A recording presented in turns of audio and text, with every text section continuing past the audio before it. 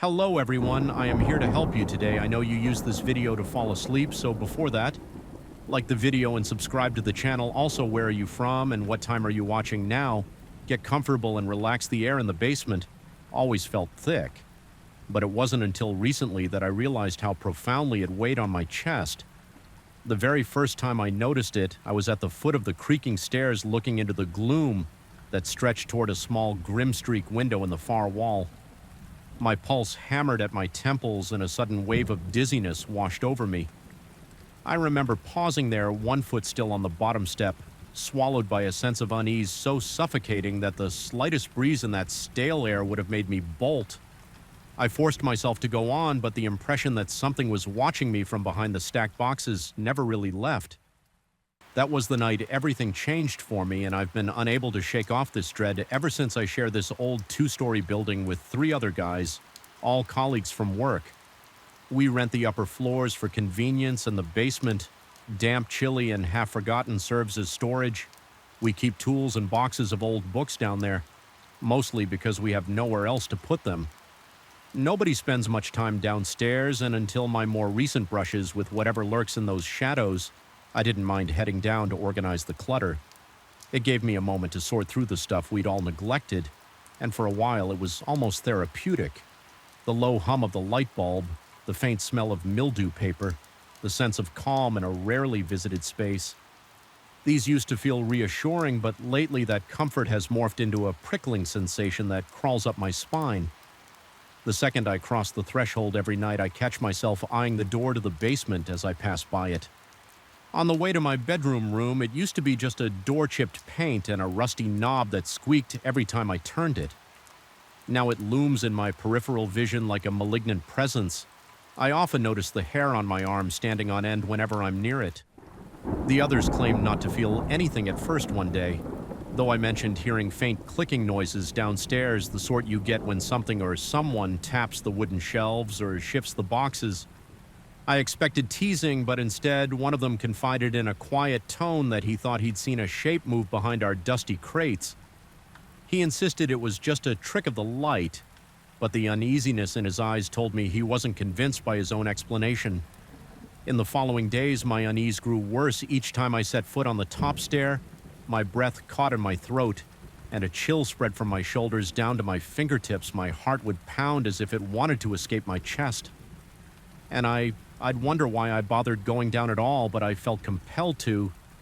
It was as if some part of me needed to confront the tension I sensed in that cramped space. I tried to push aside the irrational fear, telling myself that it was just an old basement, damp, dark, and prone to strange echoes. One evening, I decided to spend a solid hour down there, determined to organize a few boxes of books we'd recently acquired from a friend's attic. That friend had been clearing out dusty volumes, and we volunteered to store them temporarily as soon as I opened the basement door. That stale odor rushed out, hitting my face with the distinct smell of mildew and something else, something sour and unpleasant. I ignored the urge to slam the door shut.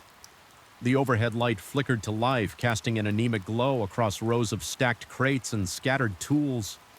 The space seemed narrower than before, as if the walls were slowly closing in my chest, tighten, and for a moment I thought about turning around and leaving, but pride or maybe curiosity won out.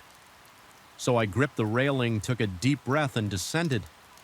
My first steps echoed on the old wooden stairs. The tension in the air felt almost tangible, like walking through fog. Each breath tasted stale.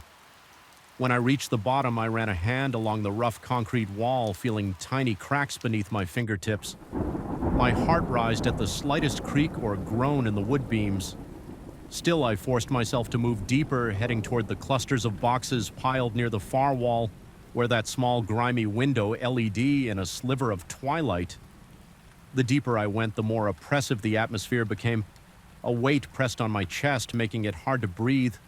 My palms grew clammy, and I wiped them on my pants, trying to ground myself in the mundane act of reorganizing. As I began shifting boxes, I became acutely aware of every rustle and scrape. The paperbacks and hardcover books inside seemed heavier than they should be, and when I moved one particular box, a dull thump resonated as if something within shifted on its own.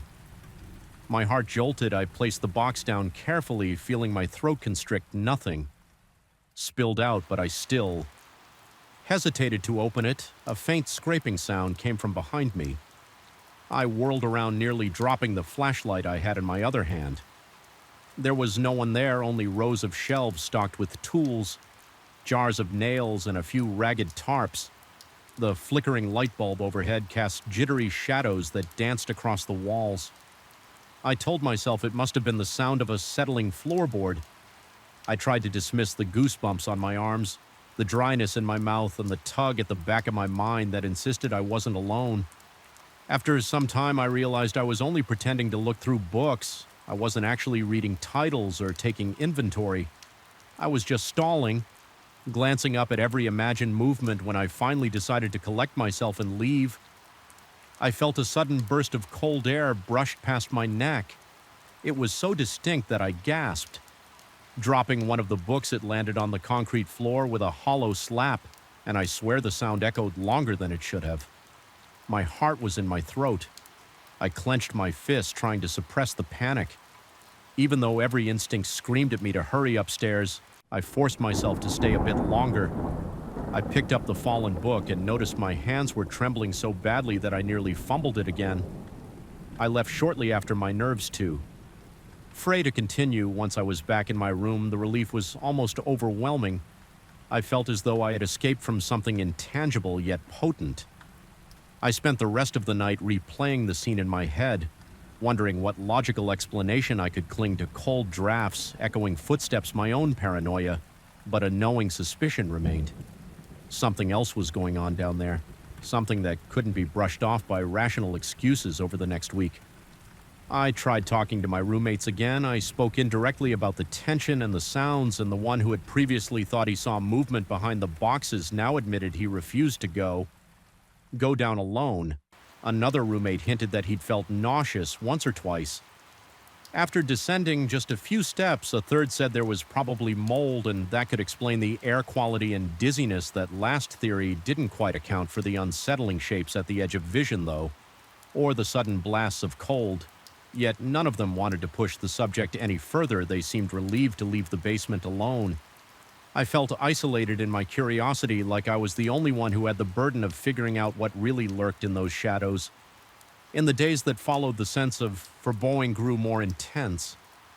Merely passing by the closed basement door was enough to make my pulse spike. I found myself eyeing the floor beneath my feet as if expecting to see black tendrils creeping up through the cracks. My dreams became restless. I would wake in a cold sweat, certain that I had heard footsteps coming from below. Sometimes I imagined faint whispers bleeding through the floorboards, the words incomprehensible yet loaded with a sinister edge. The more I tried to dismiss these nightmares, the more palpable they became, lingering in my thoughts, even in broad daylight. At one point, I decided enough was enough. My fear was growing into an obsession. I reasoned that if I confronted it head on, maybe I could regain my peace of mind. Late one night, while the house was silent, I armed myself with a strong flashlight, pulled on a heavy jacket, and made my way downstairs. The door hinge squeaked in the stillness. My heart thundered against my ribs, but I forced myself onward. Each step down felt like a step into a different realm, the darkness becoming thicker, the air turning stale and sour. When I reached the bottom, I paused, shining the flashlight around slowly. The beam revealed the same row of shelves, the same stacks of boxes, but tonight they looked twisted, as if the shapes had shifted in the darkness, forming unfamiliar silhouettes. My breath came in ragged gasps, and a fine layer of sweat coated my forehead. I took a few more steps toward the far end of the basement, where the narrow window fell in just enough light to create murky patches on the floor. The tension in the air was unbearable, as if the entire place was holding its breath. Waiting for me to make a wrong move, I approached one stack of boxes that had always seemed suspicious to me. The place where my colleague once said he thought he'd seen something move. As I moved closer, I noticed a strange scratching sound so faint I almost doubted it was real. It reminded me of nails scraping against cardboard, or the rustle of something alive trapped inside a box. I froze, shining the flashlight on the exact spot the noise seemed to come from. There was nothing but old crates and a few tarps folded in a corner, yet the sound persisted intermittently. My legs felt weak and my mouth went so dry that I could hardly swallow. As I stood there, torn between running upstairs and investigating further, the overhead light flickered violently, plunging the basement into near complete darkness for a heartbeat before sputtering back in. That split second, I caught sight of a vague outline lurking behind the largest box. My entire body tensed as if an electric current had passed through me. I whipped the flashlight around, but the shape was gone. The only thing visible was the damp concrete wall broken by the heavy shadows of stacked crates. The scraping intensified. It now sounded like something shifting the boxes from behind as if trying to make room or trying to push its way out. I could hear my pulse pounding in my ears. My breathing was fast, shallow, every exhalation coming with a slight tremor. I took a step back, nearly stumbling over a tool left on the floor. The light flickered again. In that moment, I felt certain there was a presence looming right behind me. A wave of cold rolled across my neck and I spun around, flashlight raised, half expecting to see a face leering at me. There was nothing but stale air and disorganized clutter. Suddenly, a metallic clang echoed from the shelves as though a hammer or wrench had been knocked to the floor. I aimed the beam of light toward the sound, feeling the tightness in my chest grow. The shelves were trembling, or so it seemed in the unstable illumination. My vision blurred slightly, and I had to blink several times to refocus. The feeling of being watched bore down on me from every corner. I wanted to call out to demand that whatever was down here reveal itself, but my voice refused to cooperate at that point. My flight response took over. My hands trembled as I shoved the flashlight into my jacket pocket. I turned on my heel and dashed toward the stairs. My shoulder brushed against a shelf, nearly sending a few tools clattering to the floor, but I didn't care. All that mattered was getting back to the relative safety of the corridor above.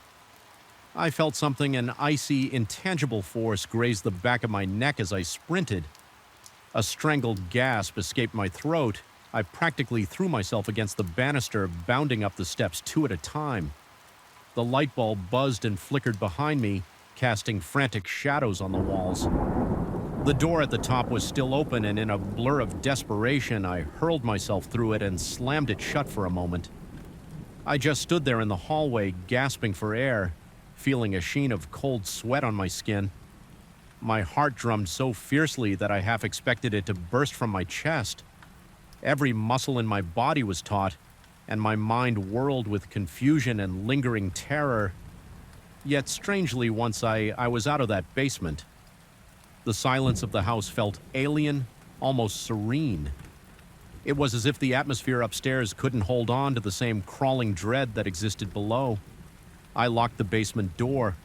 My hand shook so badly that it took 2 tries to align the key in the following days. I told my roommates that something was seriously wrong down there. I hinted that we should move out or call someone, an inspector, an exorcist. I wasn't even sure they listened quietly, acconing the dread, but clearly hoping we could just avoid the basement altogether. In hushed tones, they mentioned that the door unnerved them too, that they sometimes heard faint tapping sounds from underneath, but no one wanted to dwell on it. We ended up leaving the door locked, deciding collectively to forego the basement altogether unless absolutely necessary. Now every time I walk past that door, my pulse quickens and I remember the sensation of that cold-watching PR press. Sometimes I swear I hear faint scratching sounds, even when I'm on the 2nd floor, as if the walls themselves carry the echoes of something restless. Late at night, my dreams remain haunted by flickering lights, half-seen shapes lurking behind stacks of crates, and a subtle urgent need to run before something unseen catches me off guard. I can't bring myself to move out yet. I'm not sure it would help. The feeling might follow me wherever I go, etched into my psyche like a scar. I haven't descended those stairs. Again, part of me wants to prove that my imagination has gotten the better of me, that all of it can be rationalized. But some deeper instinct warns me that I brushed against something no amount of reason can fully explain. It's a presence that seems dormant now, but I can't be certain it won't stir again. The fear still coats my nights in a thin film of paranoia, and even bright daylight can't cleanse the memory of that oppressive darkness I live in. Uneasy coexistence with that basement door. I never open it, but I feel it as I pass by, an invisible weight pressing against my chest and reminding me of all that I experienced. Sometimes I catch myself pausing in front of it, heart-pounding, hand trembling on the handle. But I don't turn the knob. I know that if I ventured down there again, I might find that the boxes have shifted, the tools have been rearranged, or that the shadows are waiting, buying their time for another encounter, and I know I wouldn't be prepared for what I'd see or what would see me. The worst part is the lingering question: did I truly witness something impossible, or did I simply lose my grip on reality for a few harrowing minutes in the dark, musty room? Either possibility chills me. For now, I choose not to seek the answer. The tension behind that locked door is enough of a reminder that some secrets are best left buried in the MC of an old basement. Never fully understood, but always felt and always feared felt it. From the very first moment I slid the key into the lock, a low thrum in the air like an invisible current humming behind the sleek walls and polished floors. It was subtle, easy to ignore if I tried, but it clung to me like static. This was supposed to be a dream come true, a modern loft in a newly renovated building located in a prestigious neighborhood with an enviable view of the city. Skyline, the rent was suspiciously low, but I convinced myself it was a stroke of luck. I was wrong. That subtle vibration in the air turned out to be a warning. During my initial walk there, I tried to appreciate the contemporary design: high ceilings, exposed concrete beams, floor-to-ceiling windows that stretched across the main living space. It all felt sophisticated and stylish, as if I were living inside a home decor magazine. The building's corridor smelled of fresh paint and newly laid carpet. The faint odor of industrial cleaning products hung around the lobby, and I thought it was a sign that everything was brand new and well-maintained. A friendly but distant building manager mentioned that I was among the first tenants to move in.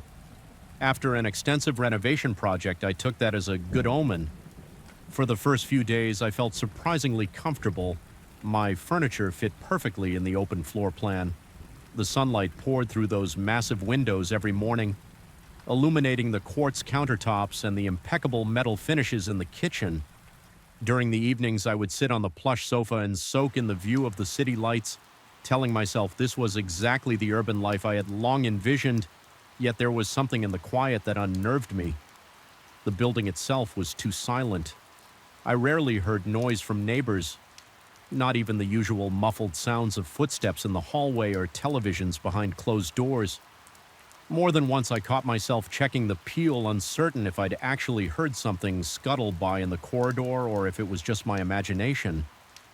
My heart would skip a beat every time I peered into that fisheye lens, but I never spotted anyone.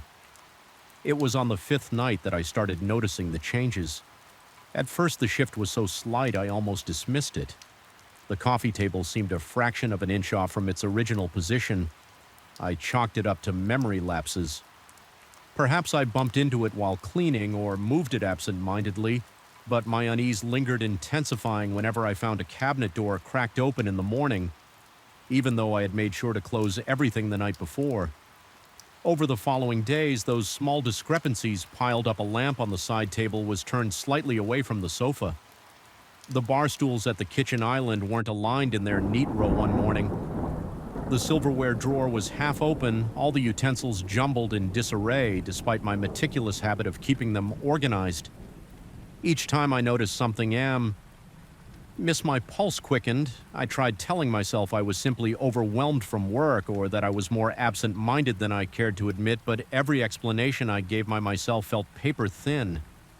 I decided I needed proof. I placed small pieces of tape on the floor around the legs of the chairs and the coffee table. It was a crude method, but it would at least confirm if the furniture was indeed moving when I wasn't around. I also checked the locks before leaving each morning, making a note in my phone of exactly how many times I turned the key and how firmly I pushed the door to ensure it was shut tight. I even tucked a strip of paper between the door and the frame as a subtle indicator. One evening, I returned from work drained by a long day of meetings. I walked into the loft and felt a cold wave pass over me, as though the temperature had dropped the moment I crossed the threshold.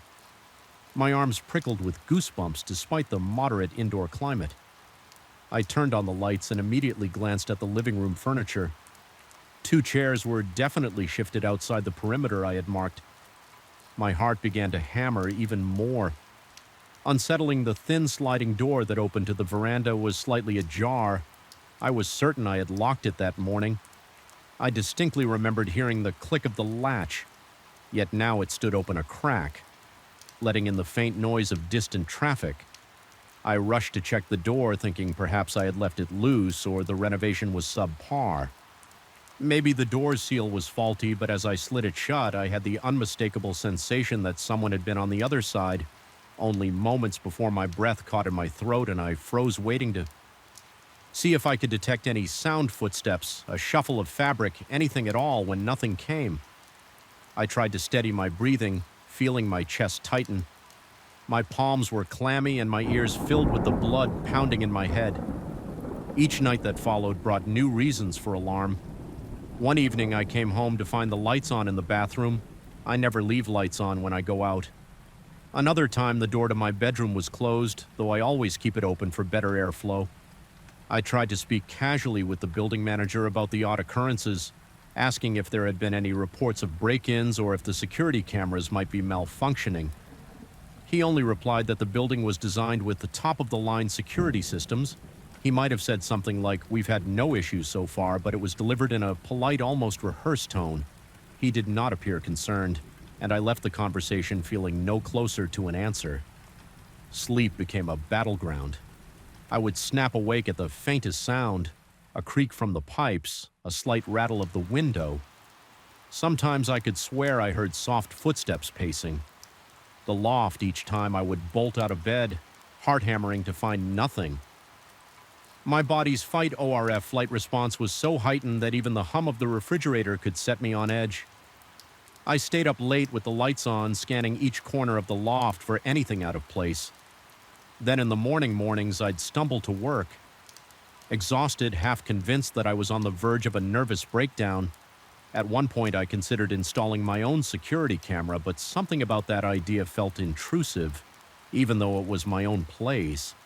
It was as if a part of me feared capturing footage of something I couldn't rationalize. Instead, I tried to gather more subtle evidence. I placed pieces of paper across the door frames at night, taped delicately so they would fall if disturbed. Sometimes I would place a set of keys on the edge of the coffee table in a certain position and check it meticulously in the morning.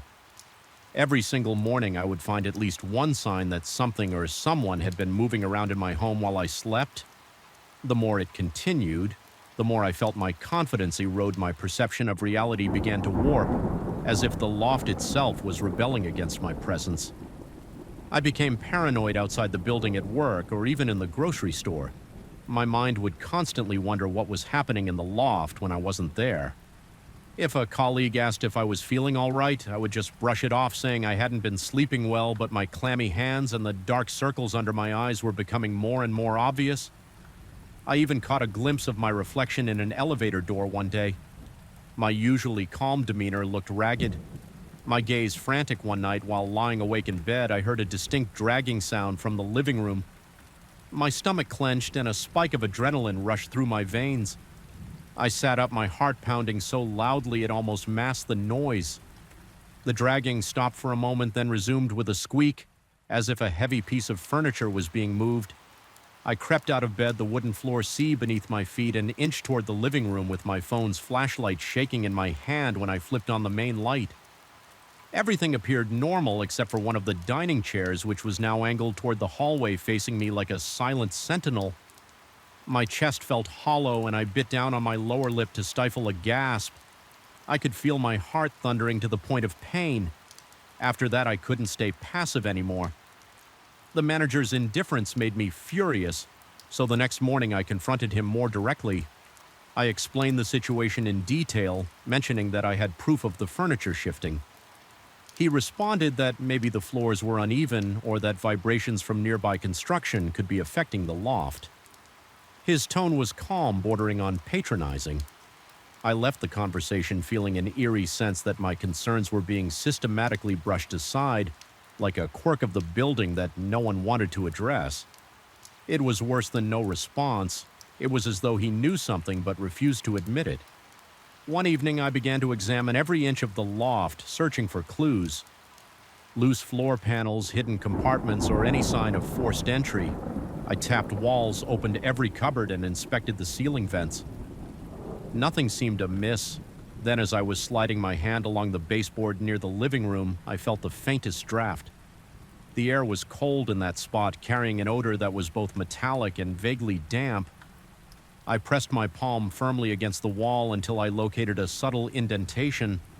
My nerves were on edge, every muscle tense with expectation, when I pushed a small section of the wall gave way.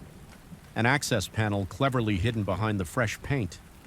Behind it lay a narrow crawl space. I could see only darkness at first, and the air that seeped out was stale, sending a chill through my entire body. My breathing became shallow, and beads of sweat trickled along my temples, summoning courage. I shone a flashlight inside the beam, revealed nothing more than a tight passage that seemed to run along the perimeter of the loft. But what struck me was the scuff marks on the dusty floor of the crawl space, as if someone or something had been moving through there. I felt my throat tighten, my vision blurred momentarily from the rush of fear. My immediate impulse was to slam the panel shut, but curiosity battled with dread. I reached in with trembling hands, heart pounding so hard it reverberated in my ears. The passage was cramped. I could only crawl if I dared to go inside. A wave of claustrophobia swept over me. I didn't know what I expected to find, but the knowledge that there was a hidden route running adjacent to my walls made my skin crawl that night. Sleep was impossible. I sat on my sofa, lights on, phone in hand, debating whether to call someone, maybe a friend or a locksmith or even the police. But what would I say that my furniture was moving on its own? And I found a hidden passage with footprints. It sounded absurd, like the beginning of a cheap horror movie. At around 3 in the morning, I dozed off unintentionally when I jolted awake. An hour or two later, my phone was on the floor and the lights were off. I remembered clearly that I had left every lamp blazing. My mouth went dry and I stood up shakily to turn the nearest switch back on. It was excruciatingly silent. Too silent the following day, I arranged to leave work earlier than usual. A gnawing sense of urgency told me I had to see the crawl space in daylight when I got home. The living room furniture was askew again. This time, one chair was overturned completely. My pulse pounded as I yanked open the hidden panel in the wall. A breeze of cold, stale air rushed out, carrying an almost electrical tang. In the daylight, I could see a small light fixture inside, wired to an outlet that looked ancient. I flicked it on and it buzzed into a weak, flickering glow. Then, with trembling limbs, I crawled inside. The fear of what I might find threatened to paralyze me, but I pressed forward. The space was cramped, forcing me to crawl over debris and dust-caked floorboards. After a few feet, I noticed faint footprints in the dust, barefoot prints that seemed fresh. My scalp tingled with dread, and I began to question. Everything was this an intruder sneaking in at night, but how and why? The corridor turned sharply, leading deeper into darkness. My breathing grew labored and sweat slicked my palms. Eventually, I reached a dead end that opened into a small chamber with an old metal chair. A single piece of paper lay on the seat, folded neatly. My heart thundered as I picked it up. All it said in shaky handwriting was a brief note describing how the building does not belong to us. There was no signature, no date. It made no sense. A sudden metallic clang echoed from somewhere behind me as though the wall had closed. My entire body went rigid, a surge of pure adrenaline launching me into panic. I scrambled back toward the entrance, banging my shins and elbows against the tight walls. By the time I reached the panel, my breath was coming in ragged gasps, my t-shirt drenched in sweat. I half expected the panel to be sealed shut, trapping me inside, but it slid open with a creak, revealing my loft when I emerged. I couldn't stop shaking my mind, spun with questions. Who made that noise? Was it just the building settling, or was something else in there? With me, I slammed the panel shut, dragged the heaviest bookcase I owned across the living room, and wedged it against the wall to block the access point. My hands trembled uncontrollably, and my vision danced with dark spots from hyperventilation. I tried to calm myself, inhaling deeply through my nose, counting to 10 before exhaling it. Barely helped. My entire body felt like a live wire overcharged with terror. My thoughts raced. Was this place haunted, or was it a twisted design left behind by previous owners? The manager's dismissive attitude suggested he knew something but was unwilling to share it. Something inside me snapped that evening. My fear morphed into a desperate resolve. I could no longer live like this, second-guessing my sanity. Every moment I stuffed my essentials into a backpack, grabbed my keys, and left the loft behind while stepping into the elevator. My heart felt like it might burst from my chest. I kept glancing over my shoulder, convinced I would see a shadow in the hallway or hear the scraping of furniture from behind the door, but the corridor was silent as always. That silence felt heavier now, as if the entire building pulsed with a quiet malevolence. When I reached the lobby, I approached the manager one last time. I asked if I could terminate my lease early, citing personal reasons. He looked at me with a mixture of pity and something else, relief perhaps. Without any fuss, he simply nodded and told me the necessary paperwork could be arranged. Within days, that was all. No questions, no attempts to convince me otherwise. I left the building and didn't look back until I was across the street for a long moment. I stood there, breath coming fast and shallow. The exterior looked so pristine, glass, steel, and clean lines. But now every window felt like a dark eye following me. My mind replayed the footsteps in my loft, the chairs moving on their own, and the warrant of hidden passageway ways behind those modern walls. I realized I would never truly understand what was wrong with that place, and a part of me didn't want to. I just wanted to be a way to reclaim some semblance of normalcy, even after settling into a new location. I sometimes wake in the middle of the night, convinced I can hear that faint dragging sound. My hands clam up with sweat and my heartbeat echoes in my ears. There are moments when I find myself staring at furniture, half expecting to see it shift on its own. Sometimes I think back to that cryptic note in the hidden chamber, the one that suggested the building had a consciousness of its own or was under some control. Beyond comprehension, even though I escaped physically, a piece of my mind remains stuck in that loft. Replaying the terror no matter where I am, I can't shake the feeling that I'm being watched. Everyday noises now seem menacing, a squeak in the floor, the hum of an air conditioner, a faint gust of wind against a window. There's always a part of me that wonders if something followed me out of that place, something that likes to rearrange objects and slip through unseen corridors late at night. When my new apartment is silent, I lie awake, heart pounding, ears straining for the slightest sound of movement. If I do hear anything, I tell myself it's just the wind, but deep down I know better. I'm still waiting for that next flicker of movement or that unexplained echo, and even though I've left that twisted loft behind, I fear I'll never truly be free of it. The memory of being under its watchful influence clings to me, a silent reminder that some places and the secrets they harbor are not so easily left behind. Even now, I cannot say with certainty whether the building was haunted, inhabited by a hidden intruder, or caught in some distorted reality. All I know is that once you've witnessed furniture shift by itself and experienced the sensation of cold eyes, observing your every move, you learn that fear is not always something that can be locked away behind a door. Sometimes it finds a passage through the walls, creeping closer with every breath you take. I arrived at the old countryside house on a chill afternoon. From the moment I set foot on the property, the air felt heavy, as though something unseen pressed down on my shoulders. The wooden steps creaked under my weight, and every sound echoed in the surrounding silence. I knew I came here looking for peace and escape from the relentless noise of the city. But the hushed stillness of the place made me uneasy. The thick canopy of trees seemed to whisper, secrets among themselves, rustling and brushing against each other in a language I could almost understand but couldn't quite decipher. Even before I went inside, I sensed that something about this place was off, like its very foundation harbored a long-kept secret that wanted to be heard. I had accepted my colleague's offer to stay at his remote countryside retreat. Without hesitation, he told me it was a well-preserved, older construction nestled in a swath of untouched native forest. The walls looked sturdy enough, and every beam in the ceiling was polished smooth, but there was an unmistakable sense of age embedded in the structure. The front door made a low groan when I pushed it open, and I could smell the must of old wood. Faint traces of Polish and something else I couldn't name, a stale odor that reminded me of damp earth. After a rainstorm on my first evening, I turned on the lights inside and walked through each room. The living area was modest, featuring a worn sofa and a rug with intricate faded patterns.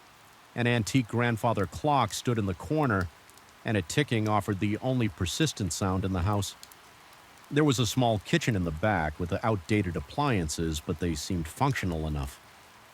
The bedroom faced the dense woodland, and I could see swaying branches through the window.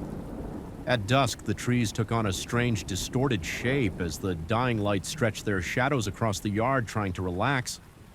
I prepared a simple dinner. I wanted to quiet my mind, so I ate slowly and watched the forest through the kitchen window. Everything outside darkened rapidly, as though night had an unusual eagerness. Here the moon was obscured by thick clouds, and the property was swallowed in darkness.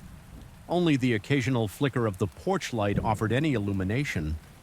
I felt a subtle tug of anxiety in my chest. Nothing overpowering, just an apprehension that made my hand tremble slightly as I held my fork. After finishing my meal, I tried to shake off the unease, repeating to myself that I was here to unwind. That first night, I laid down on the creaking bed and listened to the night sounds. Crickets chirped in an almost mechanical rhythm, and a soft breeze rustled the leaves. I drifted off quicker than I expected, probably worn out from the drive. Then, not long past midnight, I jerked awake. My heart hammered in my chest, and my skin felt cold and clammy. At first, I couldn't pinpoint what had startled me, but as I strained my ears, I caught it. Faint, rhythmic clicking sounds like knuckles on wood. Perhaps under the floorboards, the noise came in short intervals, a steady pattern that stopped for a few seconds before resuming. I bolted upright, my breath shallow, and peered at the wooden floor. The room was too dark to see anything. The sound kept going, measured and insistent. I tried to rationalize it by thinking of raccoons or some other woodland creature scurrying beneath the house. My colleague had mentioned small animals wandering around at night, so I forced myself to accept a mundane explanation. Still, my throat felt tight, and each click sent a jolt through my nerves. Eventually, after what felt like an hour, the sounds dissipated, and I managed to fall back into a restless sleep. The next day, the sun was out and everything looked normal again. I almost laughed at how uneasy I had felt the night before. I spent the morning strolling around the property, checking out the tall grass near the tree line and admiring the vibrant flowers that had popped up near the fence. Although I didn't find any animal tracks under the house, I assumed they could be too faint or hidden by the foundation. By mid-afternoon, I was feeling more at ease, so I lounged in a makeshift hammock and tried to read occasionally. Gazing at the patches of sky through the swaying branches, KN descended once again, this time more quietly than before. The moon emerged, giving the yard a strange silver glow. I double-checked all the locks, both on the windows and doors, then settled into bed. My eyelids were heavy, but something still nagged me, an undercurrent of tension that I couldn't entirely shrug off around midnight. A quick series of soft taps on the window made me freeze. They were almost delicate, like fingertips tapping on glass, and my heart began to race uncontrollably. I forced myself out of bed, expecting to see a stray branch hitting the pane when I looked outside. Nothing was there, only the dense blackness of the trees, even though I saw no one. My pulse wouldn't slow down, the nails on my arms pricked with goosebumps, and a sheen of sweat coated my forehead. At that moment, I remembered my colleague mentioning a caretaker who lived in a nearby cabin, but he had also said the caretaker wouldn't come around unless I needed something. I wondered if perhaps this person was playing a trick or checking on the property. I flicked on the porch light and stepped outside, the cool air biting at my cheeks. I couldn't see any footprints or signs of someone lurking around the wind had picked up, carrying the scent of damp leaves in the forest. Beyond seemed eerily quiet. I thought I heard a soft whistle in the distance, but when I held my breath to listen more carefully, it faded. The next morning, I decided to take a quick walk around the perimeter of the property. Searching for anything out of place, the thick forest floor was covered in a layer of fallen leaves, and every step produced a dull crunch. Nothing indicated that someone had been sneaking around at night. I told myself I was overreacting, maybe letting the isolation play tricks on me. Still, the memory of those tapping sounds sent a chill up my spine. Whenever I replayed them in my mind on the third night, fatigue was weighing me down. But anxiety electrified my senses. I tried to convince myself that I was simply projecting my fears onto random nighttime noises. Hours passed uneventfully until that clicking returned louder this time with an agitated rhythm. The tempo rose and fell like a coded message trying to get my attention. Every muscle in my body tensed. My hands trembled and a dry tightness seized my throat. Then out of nowhere, those same gentle taps on the window, this time from multiple sides of the house. The hair on the back of my neck stood up and my legs felt rigid, as though they might lock if I tried to move. Summoning some courage, I grabbed a flashlight and went outside. My flashlight's beam cut through the darkness in erratic arcs, illuminating patches of grass and the lower trunks of ancient trees. I caught sight of my own breath hanging in the air. Then I heard it, a low whistle, no longer distant but closer. Winding through the trees, it reverberated in my chest, each note making my heart pound. I scanned the edge of the forest but saw only the shifting shadows cast by the moonlight. In an attempt to regain my composure, I climbed onto the porch and tried calling out, but the night swallowed my words. I considered calling my colleague or even the caretaker, but it felt too late for that. And I had no solid reason to accuse anyone of messing around instead. I locked myself back in and stayed awake by the flickering light of a single lamp until dawn finally broke.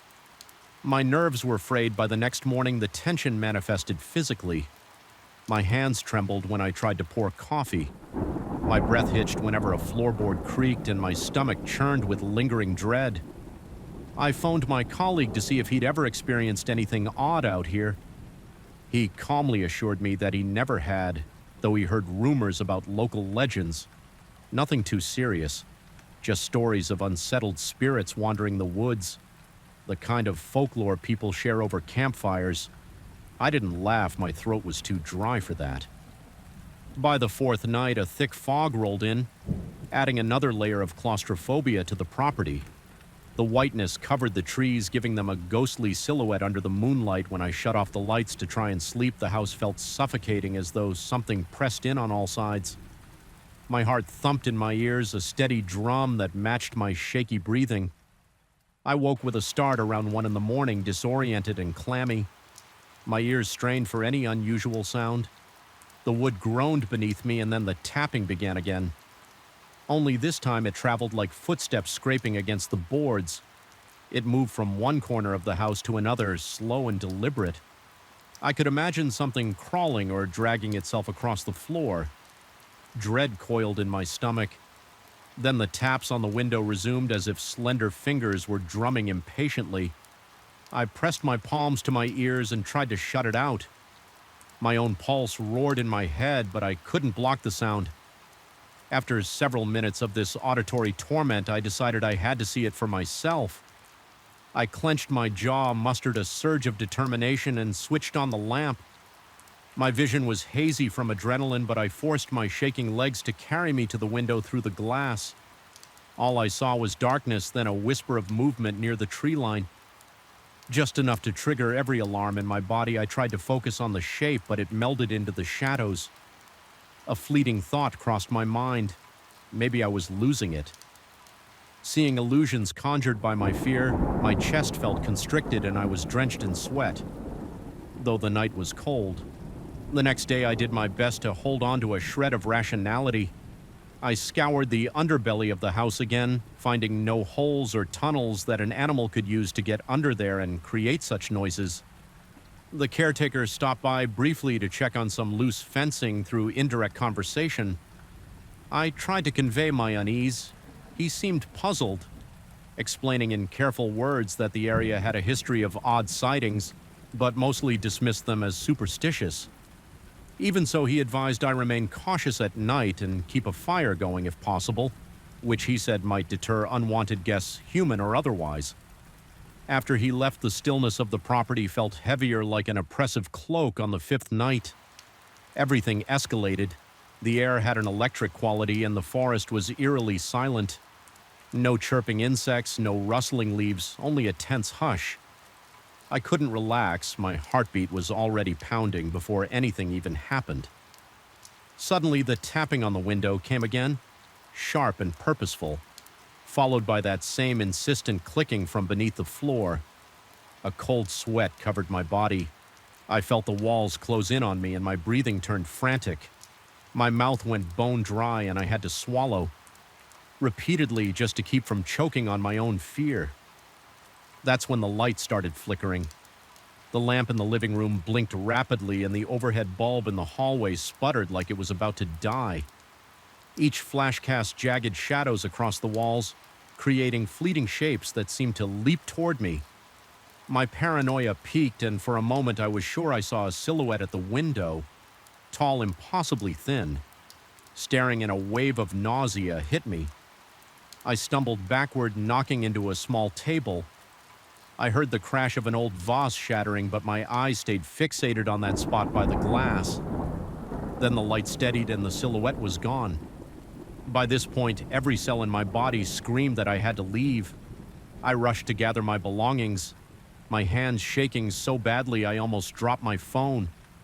The floor creaked with a frenzy of clicking beneath my feet, as though something was chasing after me through the walls. The windows rattled and the whistling wind outside turned into a howl that made the glass vibrate. My throat constricted and the cold air stung my lungs. Then in one horrifying moment, every bit of noise ceased. No wind, no tapping, no creaking floorboards. It was as if the house held its breath. Waiting in that instant, I was sure something was right behind me. The hair on my arm stood up and a paralyzing chill traveled the length of my spine. A clawing sense of dread consumed me. My mind screamed to turn around, but my body was frozen in place, chest heaving. Heart hammering, the silence was worse than the noises. It was absolute, and it made me question whether my next breath would be allowed. My vision blurred and I felt a surge of lightheadedness as if I might pass out. Then all at once, the tension shattered. The whistling outside roared back to life and the floor reverberated with another burst of clicks. The windows vibrated under a rapid series of taps. That jolt was enough to get me moving again. I found my car keys and barreled through the front door. Outside, the fog had descended once more, thick as a wall. I could barely see the porch steps. My skin prickled, certain I was being watched from the dense tree line. My pulse thundered in my ears, and every breath came in short, ragged gasps. I fumbled my way to the car, tossing my duffel bag into the passenger seat as I started the engine. The headlights illuminated a chaotic dance of swirling fog. I swear I saw shapes moving within it, drifting back and forth between the trees, but I didn't dare linger to look. My mind was on the brink, teetering between reality and terror. Induced delusion the tires spun on. The damp gravel, and I sped off down the winding country road. In the rearview mirror, the looming silhouette of that old house faded into the mist. When I finally reached a paved road, my heartbeat was still unsteady and my body felt like it had been through some battle. My skin prickled with residual fear, and I caught myself checking the backseat, convinced something might have followed me even hours later when I stopped at a roadside diner for coffee. My hands wouldn't stop shaking every time the door chime rang. I jumped, expecting to see that shape from the window behind me. To this day, I'm not entirely sure what happened out there. Part of me wants to believe I was simply overwhelmed by the isolation, that the relentless silence and the creaks of an old house warped my perception. But at night, when I close my eyes, I still hear those rhythmic clicks resonating in my memory. I still feel the oppressive weight of unseen eyes. Sometimes in the corner of my vision, I catch a fleeting glimpse of a tall, thin figure stepping behind a wall or slipping into a doorway. It's gone in a blink, but the memory of that oppressive presence remains. My colleague has asked if I might ever return to his countryside place for another getaway.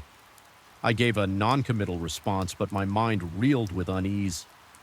I can't imagine stepping foot on that porch again.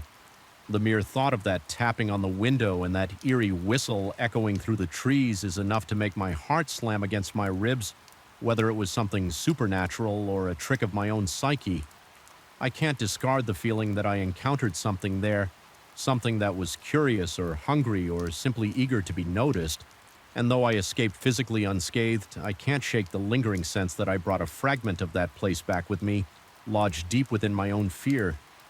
Even here, surrounded by people and the steady hum of city life, there are moments in the dark when I feel the faintest brush of a presence I can't quite name. And I wonder if those tapping sounds might someday find me again, just to remind me that some doors once open can never truly be closed. I stepped into the dimly lit corridor with a sinking feeling in my stomach. The walls seemed to press in around me, their peeling paint revealing layers of the building's history in jagged strips.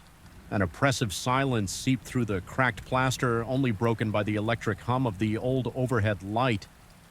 I could feel the weight of the night bearing down on me as if the very air were thick with unspoken secrets.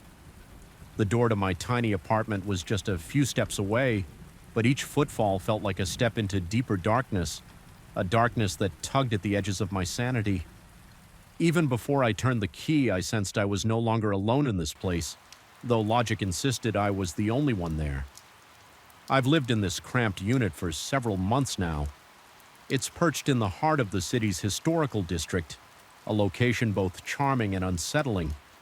The centuries-old facade might delight a casual tourist, but inside the building feels like a labyrinth of narrow hallways that twist and turn at absurd angles. When I first moved in, I tried to see it as an adventure: antique floors, vintage fixtures, a sense of living inside history. Yet the charm wore off quickly. The corridors are dimly lit by flickering bulbs, the walls forever shedding plaster dust, and the claustrophobic layout always sets my nerves on edge. An older neighbor once mentioned through hushed words in the lobby that this building had undergone countless renovations over the decades. Each time the contractors found structural oddities that never fully made sense: old doorways sealed off behind brand new drywall, odd crawl spaces that led nowhere. I didn't think much of it then, but now that detail hangs in the back of my mind like a warning. Lately, little things have been gnawing at my nerves, especially the sweet, heavy floral perfume that greets me whenever I step into the elevator after work. Initially, I assumed someone must be wearing it, or perhaps a neighbor had sprayed air freshener, but day after day I find the elevator empty, the corners dark, the corners silent, and that clawing fragrance saturates the air as though something intangible lingers there. At first, I shrugged it off. City living comes with eccentric neighbors, and an old building can hold on to smells in strange ways, but that perfume is pungent. In a way that defies explanation, it's almost sickly sweet, reminiscent of overripe flowers about to decay. The more I smell it, the more intense it becomes. Clinging to my hair, to my clothes, I notice it especially on rainy days, as if moisture in the air unlocks the scent embedded in the building's walls. Whenever I leave the elevator, I can't help but check the corners, anticipating the silhouette of some stranger who must have just stepped off on another floor. Yet no one is ever there. Not once. Even more disturbing are the voices I hear at night. They started quietly, low murmurs just outside my door, as if 2 or 3 people were whispering conspiratorially. I remember the first time it happened, I snapped awake, heart pounding my forehead, damp with sweat. A muffled conversation drifted through the crack at the bottom of the door. I lay there holding my breath, trying to discern words. They were too soft, too indistinct when I finally gathered the courage to fling the door open. I was greeted by an empty corridor glowing under the dull yellow light. No one turned a corner, no door clicked shut. It was as if the conversation had dissolved into the stale air. I told myself it was just my imagination, a half-sleep delusion. But the whispers returned the following night and the next. Sometimes I'd catch them around 2 or 3 in the morning, sometimes just after midnight, always too quiet to understand, always gone. The moment I stepped outside, the first few times I actually knocked on neighboring doors the next day to ask if anyone had been out in the hall. Each neighbor claimed ignorance, insisting they hadn't heard or seen anything unusual. A few shrugged apologetically, while others offered me polite smiles that seemed laced with mild concern for my state of mind. I started to feel foolish pressing the issue and stopped asking altogether. Letting my unease simmer, My anxiety only grew worse that perfume continued to appear unannounced, even more unsettling on nights when the voices were at their loudest. The floral scent would creep under my door almost as if carried by a light draft. My throat would tighten the pungent odor, and I'd feel my pulse hammering in my ears in those moments. The line between imagination and reality blurred, the air in my apartment turned suffocatingly stale, and I'd be compelled to open a window, gulping at the city's polluted breeze just to clear my head one night.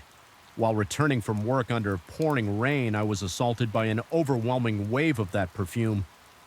The instant I stepped into the elevator, my eyes watered from the potency. My hands trembled on the ancient metal handrail, and I found myself holding my breath just to avoid inhaling. That sickly aroma the ride up felt agonizingly slow, as if something wanted me to remain there, trapped with the scent of decomposing flowers pressing against my senses. By the time the elevator door rattled open on my floor, my heart was in my throat and I was practically sprinting to my apartment door. I couldn't shake the feeling that someone was watching me. The hallway was empty, but my skin prickled as though unseen eyes followed my every movement. My key slipped in my sweaty palm, and it took me several tries before I managed to unlock the door. Inside, I locked up and quickly flicked on the lights, scanning every corner like a paranoid intruder. Of course, I found nothing amiss, but I couldn't stop my pulse from racing. My lungs felt tight, and a layer of cold perspiration clung to my forehead. Over the following days, the sense of being observed never left me even at work. My concentration faltered. I'd catch myself glancing at the corners of the office, expecting a flicker of movement that never appeared. My coworkers noticed I was on edge. One of them asked if I was sleeping. Okay, I mumbled some excuse about stress and deadlines, not daring to mention the bizarre episodes in my building. I was convinced they'd laugh, or worse, take pity on my apparent instability. The tension only mounted when I finally found the courage to discuss the matter in more detail with the same older neighbor who'd once told me about the building's numerous renovations. He leaned against his doorframe, crossing his arms, and recounted an unsettling piece of history. Apparently, decades ago, he wasn't sure of the exact timeline. Someone reported a strange smell in the elevator after hours, combined with faint echoing voices in the stairwell there. Were rumors that certain areas had been sealed off or reconfigured during one of the renovations because the layout was unsettling. No official records were kept, but the neighbor insisted that the rumor was passed among residents for years, though no one ever pinpointed the cause. He said he personally never experienced anything similar, but he'd heard whispered gossip that the building felt haunted by past mistakes. I tried to remain calm as he spoke, yet my stomach churned with each detail. The idea of a repeating phenomenon, perfume, and voices made my skin. All I thanked him curtly and hurried back to my apartment, shutting the door as if bolting out some malignant presence. That night I hardly slept. My mind whirled with grotesque possibilities. What if the building itself had pockets of old air trapped behind walls releasing the perfume of a previous occupant? But how would that explain the voices and overactive imagination, stress-induced hallucinations by the next week? I was startled awake more frequently than ever before. The voices grew louder, the hushed tones occasionally punctuated by what sounded like a shaky breath or a nervous laugh. The floral fragrance seeped into my dreams, tainting them with an unearthly quality. I'd wake drenched in sweat, an ache throbbing in my chest. Sometimes I felt certain my heart was racing so uncontrollably that it might burst. Yet I never found a single trace of another person in the corridor, one particularly stormy evening.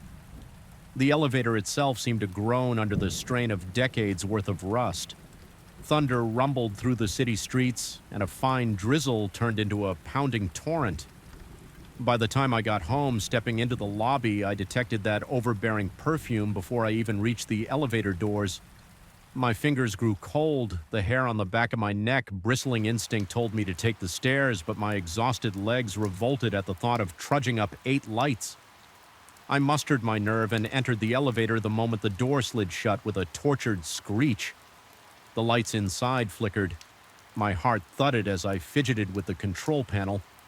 Every breath tasted of rancid blossoms. The elevator lurched upward, and I braced myself against the wall, feeling as though the narrow space was growing even tighter. With each passing floor, the perfume intensified, attacking my lungs, my vision blurred, tears collecting at the corners of my eyes. Suddenly, I felt a slight pressure against my shoulder, like an invisible hand brushing me. It was the faintest suggestion of touch, but it sent me into a panic. I slammed the emergency stop button in a blind frenzy. The elevator shuddered, halting between floors. My breath came in ragged gasps, and my mind screamed that I was trapped. The overhead light flickered again, and for half a second I thought I saw a blurred outline of something.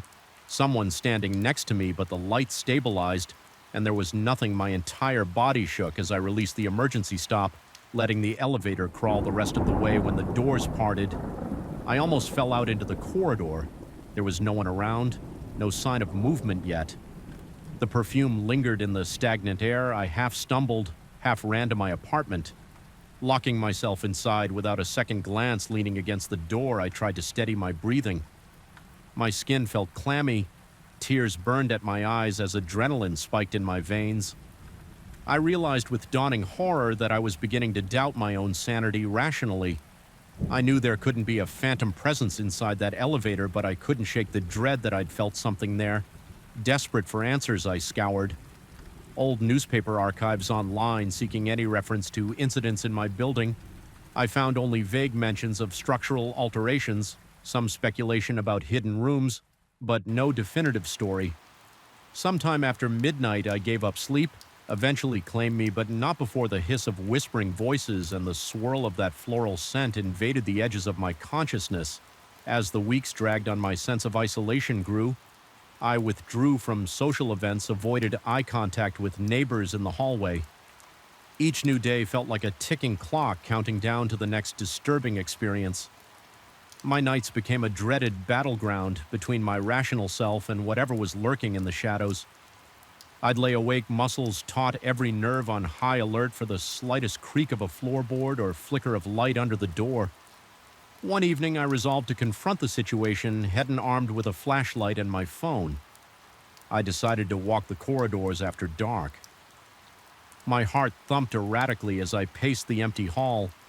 The overhead lamps cast an anemic glow, warping my shadow into elongated shapes that wavered with each step. Dust motes drifted in the stale air. I approached the far end where a corner turned sharply. The murmuring started again so close it felt like I could reach out and touch the speakers. My stomach clenched and my lungs seized. I forced my legs to keep moving. Rounding the corner, I found only more peeling walls and flickering lights. Yet the voices didn't fade. It was as though they followed just behind me. I couldn't bear it anymore. I broke into a run, my footsteps pounding against the worn floor until I was back at my door, fumbling with the key. My throat was raw from breathing too hard, my heartbeat pounding in my ears. That was the moment I decided I had to leave whatever was happening in this building. I was convinced it was beyond me. I gathered my essentials the next day, stuffing clothes and personal items into a couple of suitcases. Everything felt urgent, as if some unspoken deadline was looming. I intended to seek out a friend's couch or a short-term rental, anything to avoid another night in that claustrophobic apartment. But by the time I returned that evening to finalize my departure, a new storm raged through the city. Rattling the ancient windows, stepping into the corridor with my luggage in tow, I nearly gagged on the thick haze of perfume that assaulted me. It was the strongest it had ever been, more nauseating than any other time, as if every single droplet of that scent had converged in this narrow hallway. My eyes watered and I tasted vile. The corridor light flickered ominously, throwing grotesque shadows on the walls. I felt that presence again, an invisible weight in the air pressing in from all sides. My arms trembled so fiercely that I could hardly keep my grip on the suitcase handles. I forced myself to keep moving. Inching toward the elevator, my mind screamed at me to take the stairs, but I felt an urgent compulsion to see if the elevator would manifest that presence. One last time, I pressed the call button, the metal doors creaking open to reveal a dim interior. The perfume rushed out like a cloud, My lungs spasmed, and for a moment I swore I heard the faintest intake of breath as if someone else was suffocating in that stifling smell. Two, I stepped inside, my legs quivering. The ride down was interminable. Each floor we passed felt like another layer of tension compressing my chest. Sweat trickled down my temples. I tried to ignore the flickering light overhead, but my eyes kept darting to it. I could feel every nerve in my body coiled, ready to snap. When the elevator finally reached the ground floor, it shuddered violently. The doors groaned open, revealing the lobby. My heart seized. The entire area was plunged into an eerie half-darkness. The only illumin coming from the sporadic flashes of lightning outside the building's entrance was just steps away, and I sprinted toward it, dragging my suitcases behind me, refusing to look back. Rain pelted my face as I stepped into the street, but the sudden rush of cool, fresh air felt like salvation. I stood there for a moment under the storm, letting the rain drench me, letting it wash away that oppressive stench. My limbs still trembled and my breath came out in ragged gulps. I was free from the building, from whatever unexplainable force clung to those corridors, yet a creeping sense of unease remained. As I caught my reflection in a puddle at the curb, I noticed how pale and shaken I looked, my eyes wide with lingering terror. Even now, in a rented room across town, I can't banish the memory of that floral scent or those whispered voices. Some nights I startle awake, convinced I smell that perfume again. Convinced I hear muffled conversations just outside my door. I can't be sure if it's truly gone or if it has attached itself to my thoughts. The paranoia still clings to me, a ghost of fear that reminds me some doors once open can never really be closed. And every time it rains, I feel that phantom presence settle around me like a damp chill, suggesting that the building secret, and whatever moves behind its narrow corridors and stale air, remains unresolved. The thought that it could someday call me back beckoned me into its silent gloom claw at my mind, and I can't tell which possibility is more horrifying, that the experience was real or that it was all in my head. Either way, I cannot forget it. I can still smell that perfume dread on my clothes, even when there's no one around to wear it. I remember the chill in the air the first time I stepped onto the cabin's porch. It was the kind of cold that seeped through my jacket and clung to my skin, refusing to let go. The sun was sinking behind the tall pines, and the light cast peculiar shadows across the wooden walls. A wind hissed through the trees, carrying the faint scent of damp moss and rotting leaves. Something about that moment felt wrong, as if the darkness had been waiting for me, silently anticipating my arrival. I told myself I was just being paranoid. Maybe the tension of the past few weeks was distorting my senses, yet I couldn't ignore the uneasy flutter in my stomach or the sharp prickle at the back of my neck that made me hesitate before unlocking the front door. It had been a month since I signed the lease. The owner was oddly eager to rent it out, offering a bargain on the condition that I agreed to keep the place in good repair.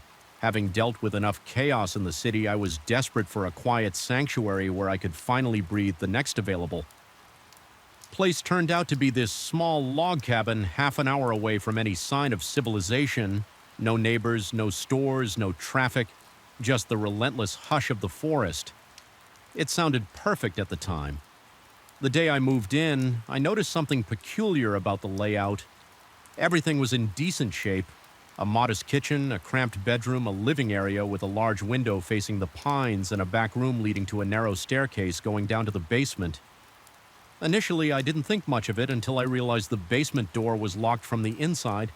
It had a simple metal latch that could only be bolted from downstairs, yet the key was hanging from a small peg on the wall like it was waiting for me. It felt bizarre, but I shrugged it off.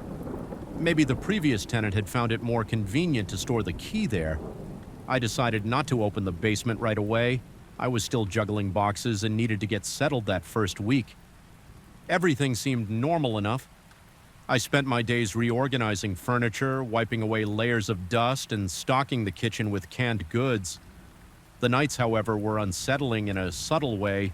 The wind groaned and whistled through the nearby pines, creating an otherworldly chorus that kept me on edge.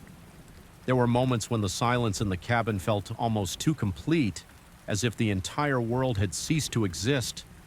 Outside my rickety walls, now and then I caught myself holding my breath, ears straining for the faintest sound. I wasn't sure what I was hoping or fearing to hear.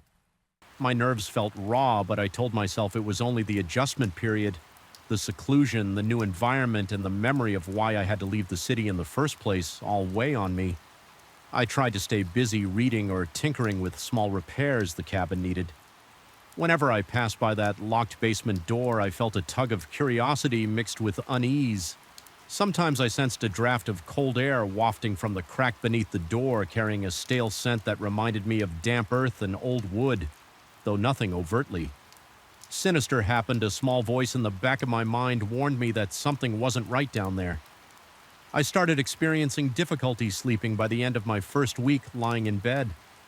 I felt as if the entire Eyre cabin were alive, creaking and moaning in the darkness. Shadows projected by moonlight danced across the ceiling in elongated shapes that seemed almost alive. One night I caught a glimpse of a shape in the hallway, but when I flicked on the lamp, it vanished. My heart hammered in my chest and my legs tingled with pins and needles. I tried to dismiss it as a trick of the light, though every instinct screamed. Otherwise, things escalated about 10 days in. I woke up one night to a muffled thumping. It was a dull, rhythmic sound coming from somewhere below the floorboards. I froze my breath, shallow ears straining to locate the origin. The only place it could have come from was the basement. After a few moments, the noise subsided and I was left with an oppressive silence. My shirt clung to my back, drenched in cold sweat. I remember staring at the ceiling, too terrified to move, convinced that if I so much as set foot on the floor, something would grab my ankles from beneath the cracks. The next day, I tried to rationalize what had happened. Maybe it was just the old house settling wood, tends to contract and expand with temperature changes. Or so I reasoned. Still, there was no explaining the intense dread I felt. I called an acquaintance in town to ask for recommendations about local contractors, thinking I could have someone come check the structure. He seemed puzzled that I was concerned about the foundation after just a couple of weeks, but assured me he'd spread the word. I got off the call, feeling slightly reassured, though not entirely convinced there wasn't something else at play as night fell. That sense of foreboding returned heavier than ever. The wind outside had died down, leaving the world in suffocating quiet. I sat by the small fireplace, the flickering flames casting unsettling shapes across the walls. My eyes kept drifting toward the door leading to the basement, compelled by a mix of fear and fascination. Something in me insisted I at least test the lock, so I walked over, feeling the creak of every floorboard beneath my feet. Heart pounding so hard I thought it might burst from my chest. The key hung on the peg like a silent invitation, but I couldn't bring myself to touch it. Yet instead, I simply pressed my ear to the door. At first there was silence, then my blood turned to ice as I heard a subtle scratching noise, distant but distinct. It sounded like something dragging across the floor, a slow, deliberate scuff that set every hair on my body on end. My breathing grew ragged and I yanked myself away from the door, stumbling backward in panic. I spent that night on the couch, too anxious to close my eyes. Hours passed in a blur of dread, but eventually exhaustion got the better of me and I slipped into a light, uneasy sleep. Just before dawn, I jolted awake with my heart in my throat.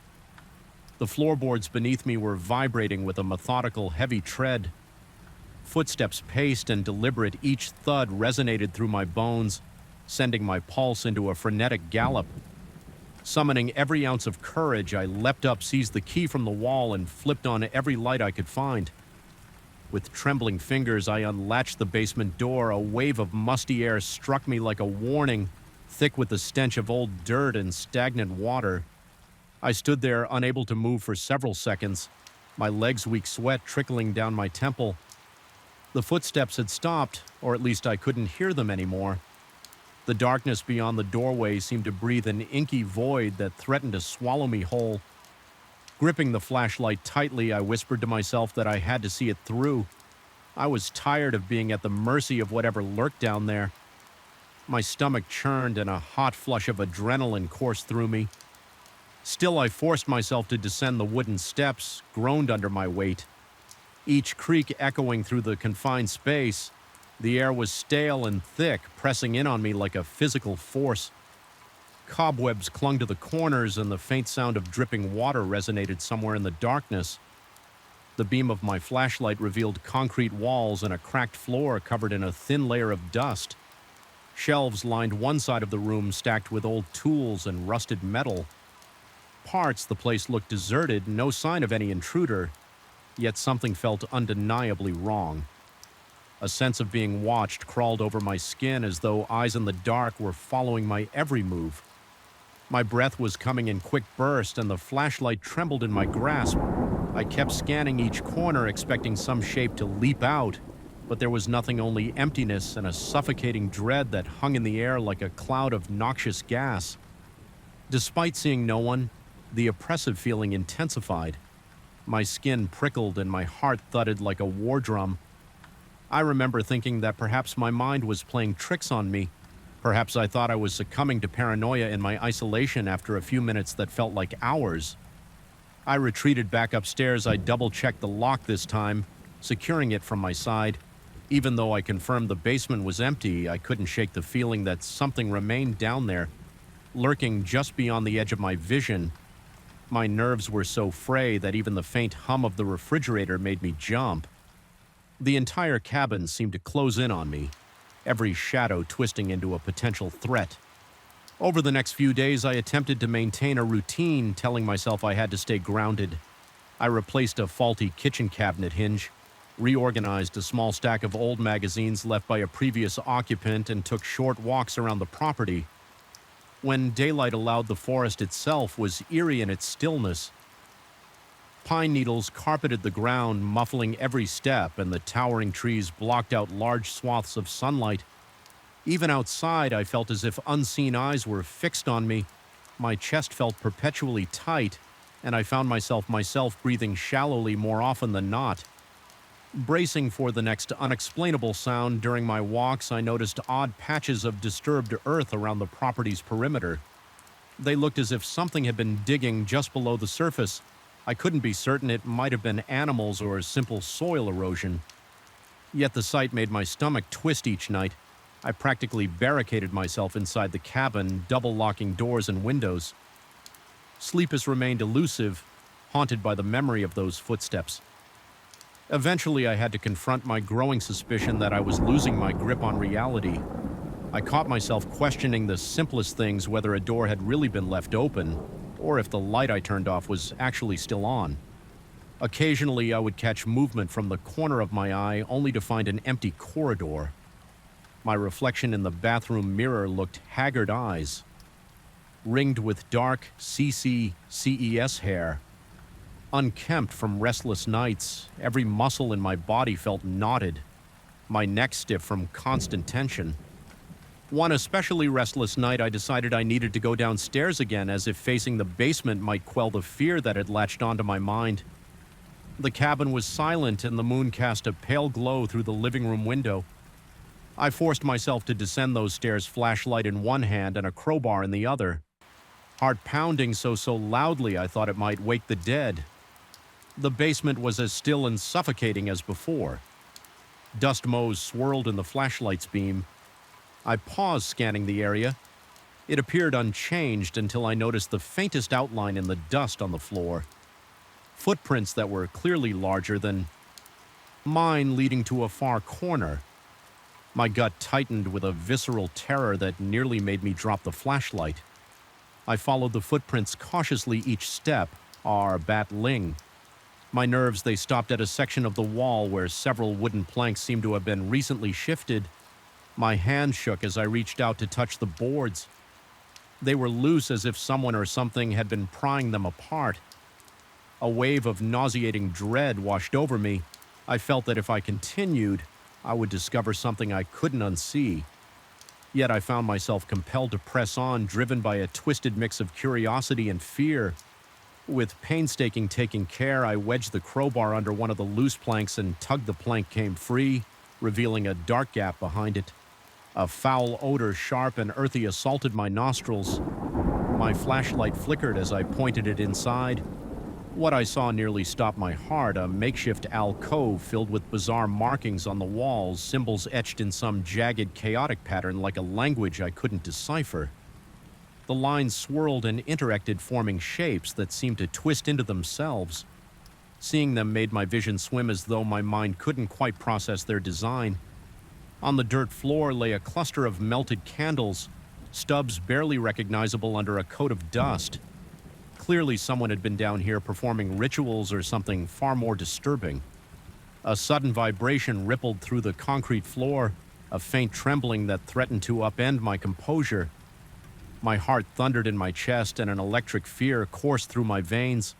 I had to get out. Gripping the flashlight in a white-knuckled fist, I clambered back up the stairs, nearly tripping over my own feet. Once I reached the top, I slammed the door behind me and threw the latch, adrenaline surging so powerfully my hands tingled. I spent the rest of the night huddled by the fireplace, crowbar in one hand, phone in the other. My breath came in shallow spurts and my mind raced with possibilities, none of them comforting. I considered calling the owner to demand an explanation, but the idea of hearing a casual denial or a half-hearted dismissal felt unbearable. Instead, I waited for dawn, eyes fixed on the basement door. My back ached from tension and sweat trickled down my spine intermittently. Each minute stretched into eternity when the first faint light of morning filtered through the windows. I decided I couldn't stay there another day. The cabin was no sanctuary. It was a trap, and I sensed that whatever lurked in its depths would not let me rest as long as I remained. My nerves were frayed to the breaking point. I packed the bare essentials in a rush, every small noise making me jerk in alarm. My breath was unsteady and my hands still shook from the night's revelations before leaving. I walked to the basement door. One last time, standing there in the hazy morning light with sweat cooling on my brow. The memory of those footprints in the dust, the strange symbols behind the plank, and the heavy footsteps I'd heard night after night swarmed my thoughts. I recalled the oppressive darkness, the feeling of being watched, the smell of damp earth, and something else I couldn't name. I remembered the vibration underfoot and the way my heart lurched when I realized I was not alone, whether it was a presence from another realm or an echo of my own shattered psyche. I didn't care anymore, I just knew it wanted me gone, or worse, wanted me to stay. I felt an almost sentient malice emanating from the lower level of that cabin, a silent menace waiting in the shadows, hungry for fear. Without another glance, I backed away, locked the front door behind me, and left the key on the porch where the owner would easily find it. My hands were clammy, my breathing rapid, but I felt a grim resolve settle over me as I got into my car. I could practically taste the metallic tang of adrenaline on my tongue, pulling away from the cabin. My muscles began to relax only when I saw the place shrink in the rearview mirror even now. As I write this in the safety of a borrowed apartment in town, I can't banish the cabin from my mind. The memory slithers back whenever night falls and the wind howls through the alleyways, sounding so much like the wind in those pines. I still feel as though something has followed me, lingering on the edge of my vision, waiting for me to let my guard down. The nightmares haven't stopped in them. I'm descending those basement stairs over and over again, searching for something elusive and dread-inducing each time I wake, with my heart hammering, a thin layer of sweat on my skin, half expecting to see footprints on the floor or symbols scratched into my walls. I don't know precisely what haunts that cabin, nor do I want to find out whatever it is. I'm certain it thrives on fear, on isolation, and on the unsettling darkness that can drive a person to question their own sanity. The last image etched into my memory is the sight of that door at the bottom of the stairs, blackness curling around. It like a living shadow, and the dreadful certainty that even if I returned in daylight, that feeling of malevolent watchfulness would still be there. Waiting, that realization has left a lasting knot in my stomach, a persistent impression that not everything in this world can be understood or explained, and that sometimes it's best to leave it that way. The sound of the back door rattling against its frame still echoes in my mind. When I think about those nights, I remember the first time it happened. A sudden tremor like a hush of air slipping in around the edges. Even now, my skin prickles at the recollection that corridor, dark and narrow, always felt off, like it carried an uneasy weight that pressed against my chest. The moment I set foot there, I had arrived at my friend's home full of gratitude, expecting a peaceful stay that would help me cut down on costs. Instead, I ended up with nights so tense that I barely slept. Wide awake and counting the seconds until dawn, I am a man who has always considered himself rational. I believe in evidence and logical explanations. When my friend offered his spare room, I jumped at the chance. The house itself was simple, one story with a living room that connected to a tight hallway. At the far end of that hallway stood a wooden door leading to the backyard. My friend's room was on the left side. As you walked in close to the living room, mine was at the very end of the hall, right next to that backyard door. I initially liked the location. It offered a semblance of privacy, and I thought it would be nice to have quick access to fresh air if I needed it. But it took only a few nights for me to realize just how isolated I felt down there. At first, nothing seemed out of the ordinary. The floors creaked a bit. Old wood does that. And occasionally I heard sounds from outside. I assumed they were stray animals, maybe cats or small critters rustling in the bushes. My friend assured me the neighborhood was safe. He stressed that the door in the hallway was always locked and that the backyard was surrounded by a tall fence, making any intruder unlikely. For the first few nights, I slept well, only waking to the gentle hum of the ceiling fan or the soft shuffle of my friend moving around in the kitchen early in the morning. Everything changed, however. On the fourth night, I had gone to bed as usual, feeling slightly restless, but chalking it up to the stress of adjusting to someone else's home around 2 in the morning. I shot up in bed with a jolt, my heart hammering in my chest. It felt as if someone had slammed the door in the hallway, but the sound was oddly muted, like a door pressed shut with care rather than force. I lay there trying to slow my breathing. A faint glow from the streetlight outside filtered in through a gap in the curtains, painting the walls with a grim yellowish tinge. My ears strained, searching for any indication of movement, footsteps, the shuffle of clothing. Anything, but there was only silence. I eventually forced myself out of bed, hoping to confirm I was alone in that corridor. When I stepped into the hallway, the floor felt cold beneath my bare feet, and I noticed my arms were clammy with sweat. My skin tingled with each slow step I took. As I made my way to the door, I realized the handle was securely locked, just as my friend had promised. Trying not to wake him, I turned on the hallway. Light, the bulb overhead, was weak, barely illuminating the floor in front of me, making the corners of the corridor seem deep and darker. My throat felt tight as I scanned the walls and the door for any sign of tampering, but there was nothing out of place. No footprints, no scratches, no disturbed dust. It all looked exactly as it should the next morning. I mentioned it to my friend over breakfast. He simply shrugged and said he had heard nothing. He also suggested that I might be experiencing some stress. Maybe a nightmare that felt too real. I didn't doubt it could be stress. Yet the unsettled feeling clung to me. That sense of an invisible presence standing outside my door stayed with me through the entire day. I tried to brush it off, telling myself it was just my imagination. But once the sun set and I found myself back in that dimly lit hallway, the prickle of unease returned more potent than before. On the fifth night, the noise woke me again. This time, a subtle rattling as if someone was testing the locked handle from the outside. My heart rate surged and a heavy tightness settled in my chest. The air in the room felt stifling, thick with an unspoken threat. I swallowed hard, trying to gather the courage to get up. My mind buzzed with conflicting impulses. Stay hidden under the blankets or confront whoever or whatever might be on the other side of that door.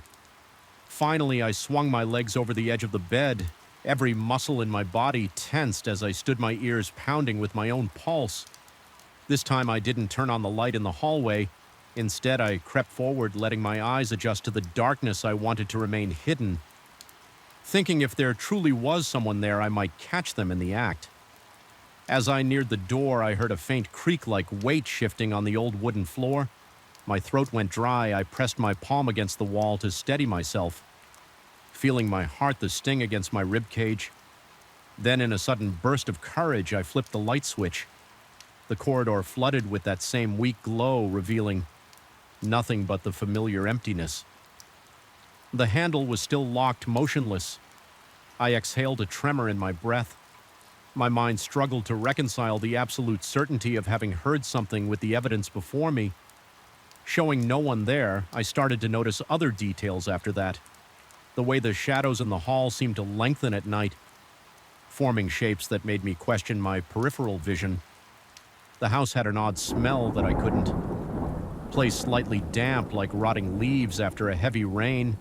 I asked my friend if the house ever had issues with the plumbing or mold, and he gave me a confused look insisting everything was in perfect condition.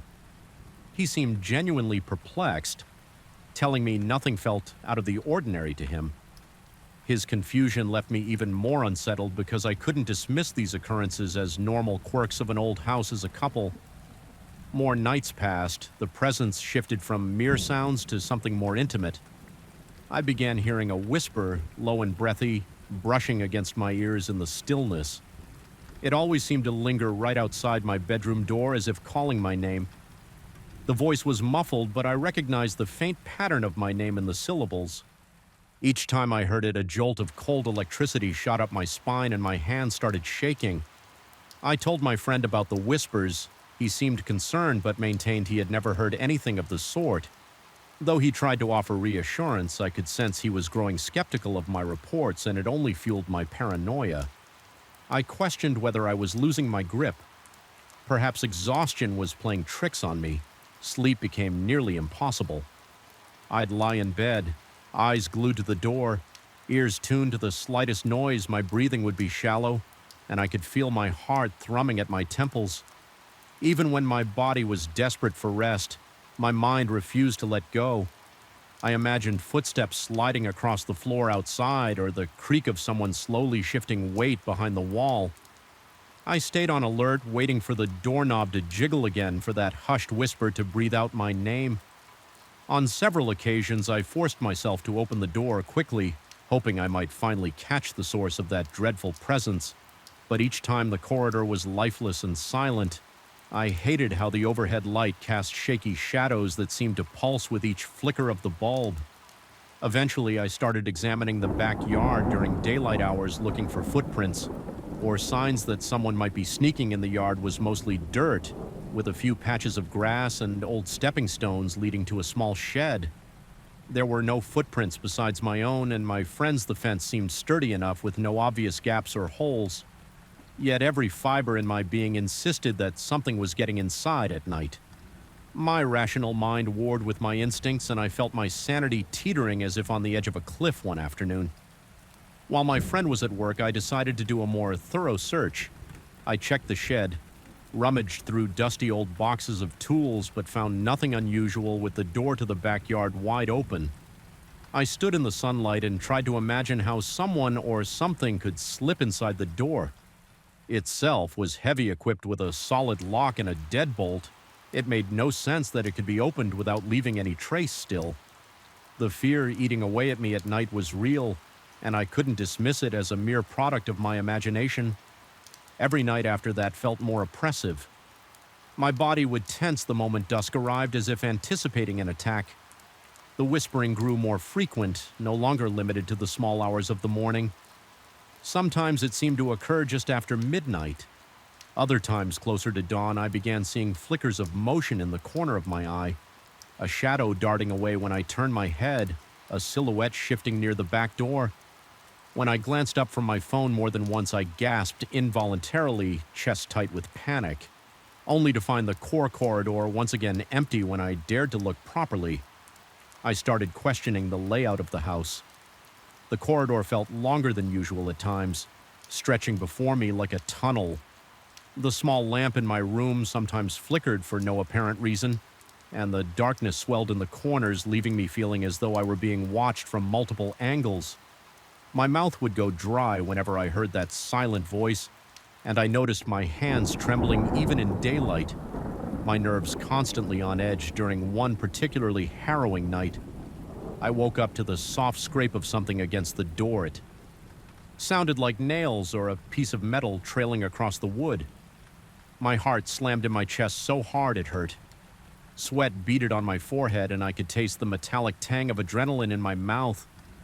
I wanted to call out, but my throat seized. My mind spun in panicked circles. Was I truly in danger, or was this some grotesque hallucination injured by stress and lack of sleep in the morning? I didn't even have to ask my friend if he had heard anything. The look on his face told me he hadn't. He was growing worried, though. Asking if I needed to see a doctor or if I had been under too much pressure lately, I told him I was fine. But deep down, I felt a growing isolation. I was the only one who saw and heard these things, which meant no one could validate my experiences. That loneliness weighed on me like a heavy shroud. I tried to ward off the dread by rationalizing each new occurrence. The rattling door could be the wind. The whispers might be my imagination. The shadows just tricks of poor lighting. But every time I tried to cling to logic, I felt the tangible presence in that corridor, as if something malevolent was biding its time. I could sense it. In the silence that followed each creak and the sudden drop in temperature when I stood by the door and the tang of static on the air that made my hair stand on end. My reflection in the mirror on the closet door looked gaunter each day.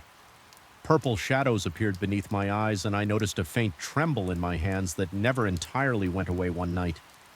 Near the end of my stay, I decided I could no longer live with the uncertainty. I resolved to confront whatever was haunting my nights. I prepared myself mentally, bracing for the possibility that I'd discover nothing or something I couldn't understand. The tension was unbearable as I waited in bed, fully dressed, covers pulled up just to my waist, a small flashlight hidden under the sheets, every minute stretched on for hours. My breathing was shallow and my body felt coiled like a spring. Sometime after midnight, I heard the soft click of the back door's lock as though someone outside was carefully turning the knob. My pulse lurched. I swung my legs off the bed, gripped the flashlight, and crept to the door. My heart hammered against my ribs, my breath catching in my throat. The hallway was submerged in darkness, shapes and shadows blending into one another. I paused, straining my ears, and heard it again. A shuffle of movement, a faint whisper that could have been my name, my insides. Twisted with dread, but I flicked on the flashlight and rushed forward, yanking open my bedroom door with a burst of determination. The corridor was illuminated by the flashlight's beam, a bright circle amid the gloom. I aimed the light at the back door and froze. The handle was turning slowly but visibly. My entire body went rigid with fear. My breath came in short, ragged gasps, and for a moment I couldn't move. Then, summoning every ounce of courage, I lunged for the handle, pressed the lock firmly, and wrenched it to ensure it was still in place. The movement stopped. The door was secure, not budging even a fraction of an inch. Yet I couldn't shake the sensation that just beyond it, something stood waiting. Listening, my knees threatened to buckle, and I leaned against the wall. Flashlight trembling in my hand, a deep swirling panic churned in my gut, making me lightheaded. I questioned if I was losing my mind, if I had become so consumed by fear that my senses were betraying me. My skin crawled as I felt a breeze impossible given that the door was locked. It brushed past me as though something unseen had slipped by. I swung the flashlight around in alarm, but there was no figure, no movement, just an inescapable sensation that something lingered in the very air I breathed. I made a decision in that moment. I needed to leave, regardless of whether I could afford a different place to stay. It had become clear that I couldn't remain in that room, in that hallway, near that door. My friend might believe me or not, but the relentless weight of dread had become too much to bear. Early the next morning, I packed my belongings in haste. I kept catching glimpses of motion from the corner of my eye as I moved around the corridor, but I refused to look directly. My heart rate hadn't slowed since the night's encounter, and I was covered in a cold sweat that clung to my clothes. Even my friend's presence didn't ease my distress. I felt more isolated than ever. I told him I couldn't stay any longer, that I needed to find my own space. He looked concerned, but didn't protest. I left the house that day, my stomach knotted with anxiety. My pulse fluttering like a trapped bird. As I drove away, I felt a nauseating mixture of relief and lingering terror. I knew that whatever had been lurking in that corridor might remain there, or more disturbingly, might follow me wherever I went. Even now, when I close my eyes, I still feel the hush of that malevolent whisper lingering in my ears. I sometimes wake at night in a different home heart, pounding, convinced I can hear a handle turning in the silence. Perhaps it was all a series of misinterpretations, a product of a mind pushed too far by restlessness and paranoia. Or maybe there truly was something in that hallway waiting just beyond the door for the right moment to reveal itself. I still haven't found a satisfying answer, but the tension, the sense of being watched, the racing heartbeat in the middle of the night, all of that remains imprinted in my psyche. Every creak in my new apartment makes me sit bolt upright, and I can't pass a dark corridor without feeling an uneasy chill. Maybe in the end, the real horror is not knowing what was real and what was imagined. All I can say for certain is that sometimes in the quiet hours I catch myself straining to hear if that back door is being tested again, straining to catch the faint call of my name in the dark. Ever wondering if I truly escaped, I arrived on a stormy afternoon, and the moment I turned the key in the lock, the wind seemed to howl in protest. Everything about the house felt old, vaguely hostile. The sea spray had battered the wooden walls for decades, leaving jagged scars and a salty residue on the windows. Even before I stepped inside, I could sense a kind of restless energy in the air, like a held breath that never fully released the dim winter sun. Barely lit the interior, and shadows stretched unnaturally across the floor. A shiver went through me, and I couldn't tell if it was from the cold or from a deeper apprehension that I was not alone in this place. I had chosen this secluded beach house to find peace and focus. For my writing, convinced that isolation was what I needed to birth my next book. The off-season calm seemed ideal. No chatter of tourists, no traffic. Only the crash of waves and the occasional gull overhead. I hoped to capture something profound from this quiet, something that would seep into my pages. The house itself was advertised as simple but charming, with a rustic beauty that promised to spark creative energy. The owner had assured me it would be free of distraction during the winter months. At first glance, it seemed they were right. All around stretched an empty coastline under a sky bruised used by iron-gray clouds. My first week there was oddly silent, yet I appreciated the stillness. Every morning I woke to the sound of the tide receding from the shore, leaving behind streaks of seaweed on the wet sand at night. I would struggle to keep the fire burning in the old brick fireplace while the wind pummeled the windows like an agitated intruder. Still, there was a rare solace in solitude. I filled my days with writing, occasionally pacing the creaking floors to get my blood moving by midweek. I had convinced myself the house was a peaceful retreat. The only signs of other human life were two fishermen I saw from a distance.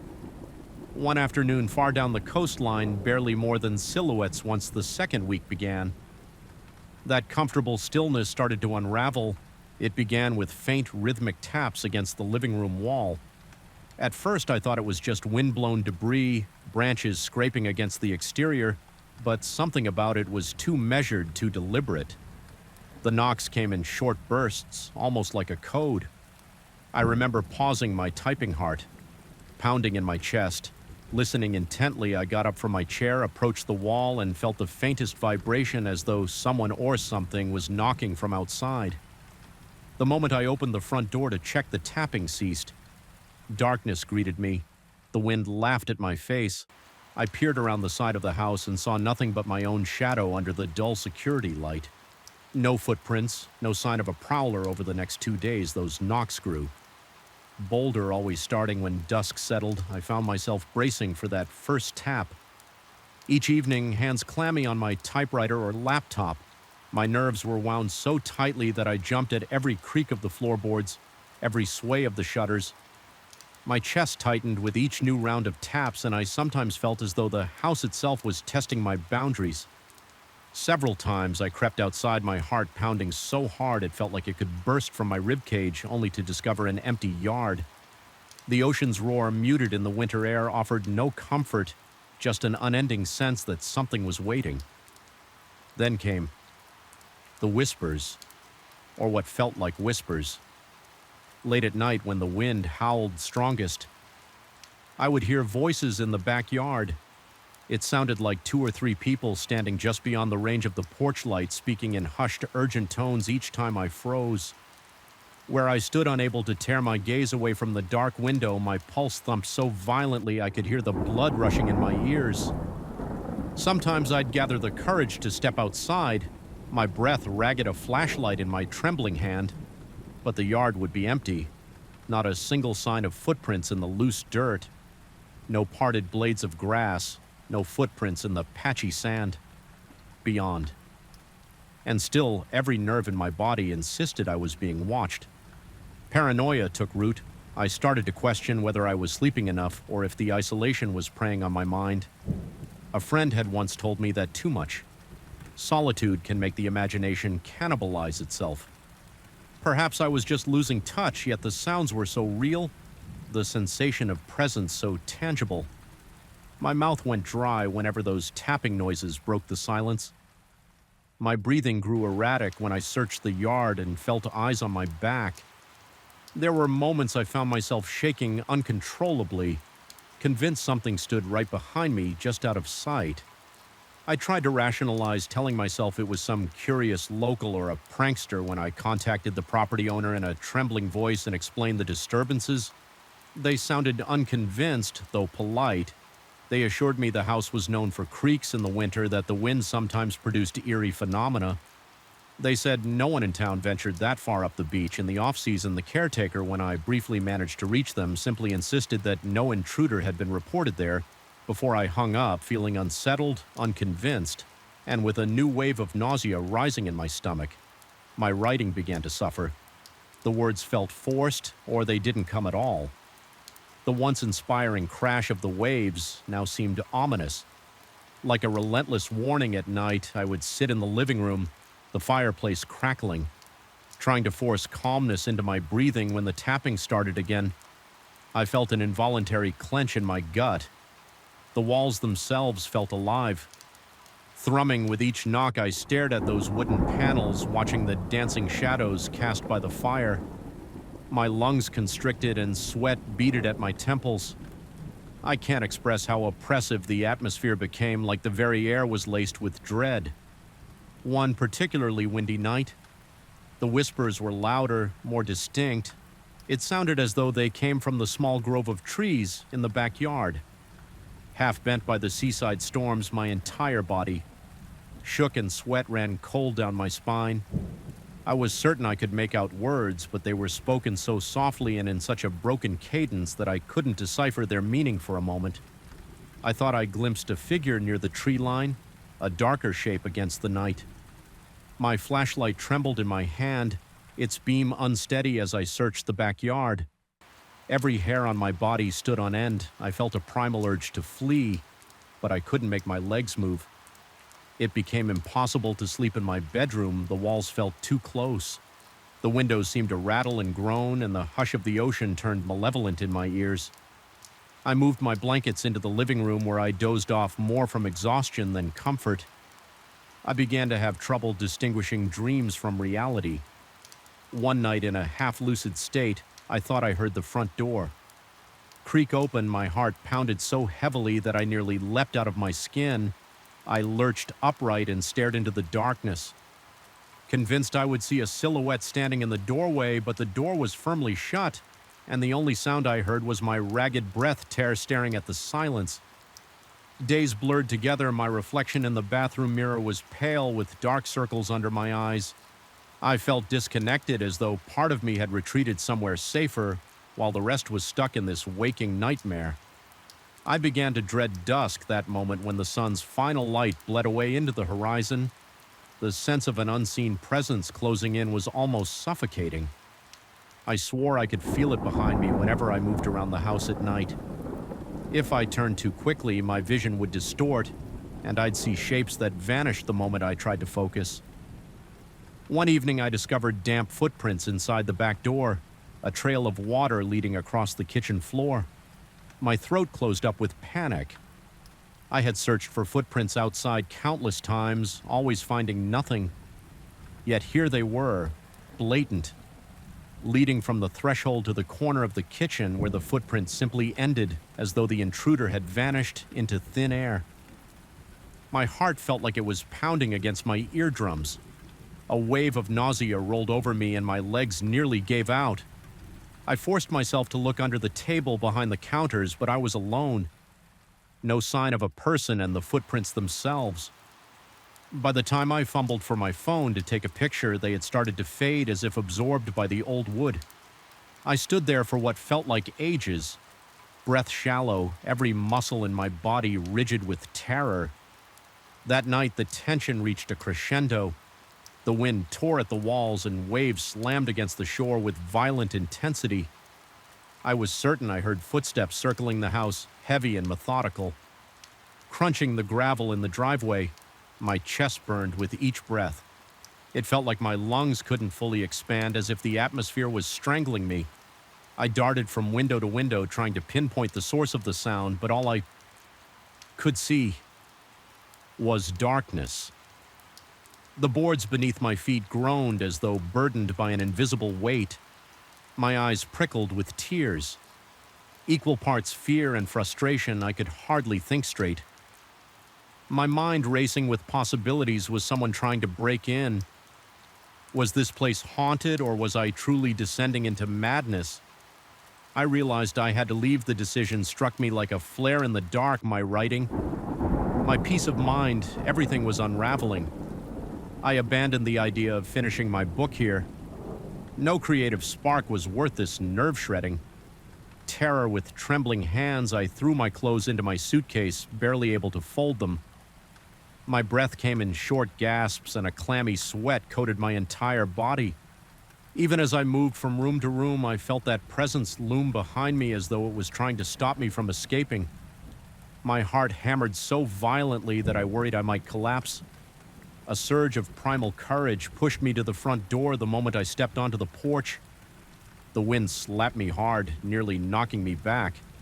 It was as if the air itself resisted my departure. The wooden steps creaked, and I found the yard shrouded in swirling mist, the security light flickering ominously. The world beyond the house felt just as hostile as inside, but at least it was open. Not confining, I forced myself down the steps, suitcase rattling against the boards as I fumbled with my car keys. I heard a rhythmic tapping on the far wall of the house, distinct even over the raging wind. My blood ran cold. Something was there behind the building, repeating that same methodical pattern that had tormented me for nights. I couldn't bring myself to check. Instead, I jammed the key into the car door and slid into the driver's seat, slamming the door shut with shaky arms. My breath fogged the cold windshield, and my hands quivered on the steering wheel. I started the engine, nearly flooding it. In my haste, the headlights cut through the swirling mist, illuminating the path that led to the narrow coastal road. But as I pulled away, the beam briefly lit the side of the house for an instant, no more than a few seconds. I thought I saw a figure, a vague, elongated shape pressed against the weather-beaten boards where the tapping had come from. I froze, my foot hovering over the brack. My stomach lurched, and a spike of terror shot through me like an electrical current. The shape seemed to meld with the darkness itself, and then the headlights swung away. I didn't linger. I drove off, heart-thundering, unwilling to look back. I spent the rest of the night in a roadside motel miles from the coast, even with a locked door and a lit hallway. Beyond it, I couldn't calm my nerves. Every scrape of a branch against the building's exterior made me jump. My entire body remained tense, ears straining for knocks or whispers that never came. Sleep was impossible. When I closed my eyes, I pictured those damp footprints fading on the old kitchen floor and that final glimpse of something clinging to the wall. I left at first light, never returning to that beach house in the days that followed.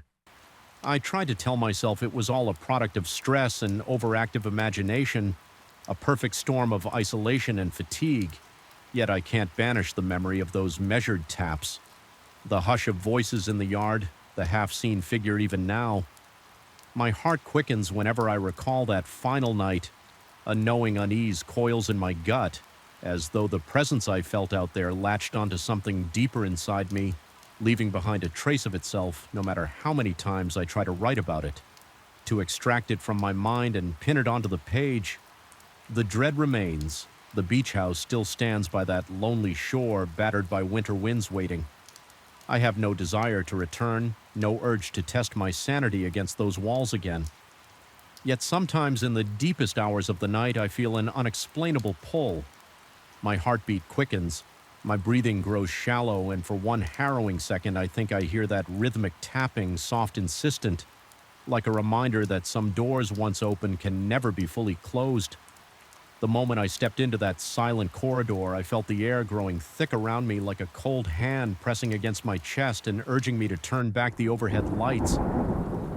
Buzzed and flickered, casting restless shadows on the walls. I could feel my heartbeat accelerating, and I hadn't even reached the conference room yet. That place, once an archive room from decades ago, had an unsettling reputation. Colleagues whispered about strange noises late at night, about shadows moving past the frosted glass doors. I always brushed those rumors aside as exaggerated gossip until that particular evening when I experienced something that would forever reshape the way I think about the unseen forces lurking in quiet hallways. I was working as an administrative assistant in a clinic that had stood for several decades, a sturdy old building that had seen countless renovations. Despite its modern facade and updated technology, certain areas remained practically untouched, carrying vestiges of their past use. One of these areas was a large conference room on the second floor, a space that had once been the archive wing on most days. It sat empty, used only when the main conference room was booked, but that night it was my best option for going through a stack of papers I had to finalize before the week ended. I still remember the echo of my footsteps as I entered the conference room. The ceiling lights gave off a weak, pale glow that barely illuminated the corners.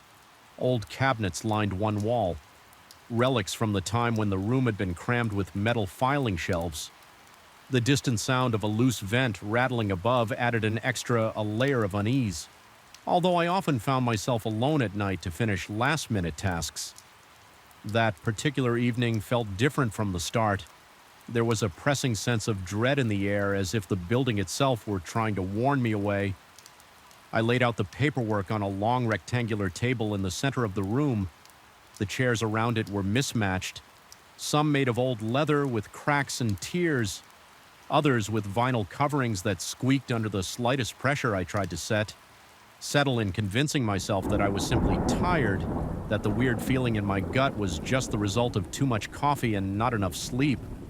After a few minutes, I heard a distant metallic thud like a drawer being slammed shut down the hall. At first, I tried to ignore it, thinking maybe a janitor was still doing rounds, but the noise didn't sound casual.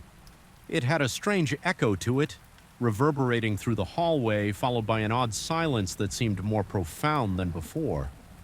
My heartbeat fluttered uncomfortably, and I noticed my mouth going dry. My mind raced to assure me that it was just the building settling, or a loose file drawer left precariously open.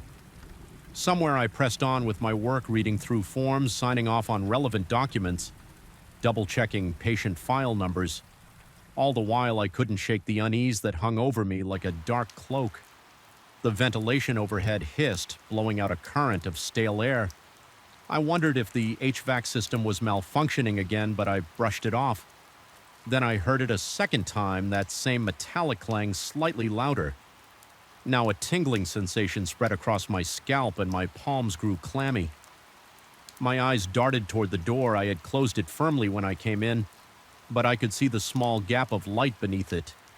Suddenly, the lights in the room flickered. Each flicker sent a jolt of adrenaline through my veins.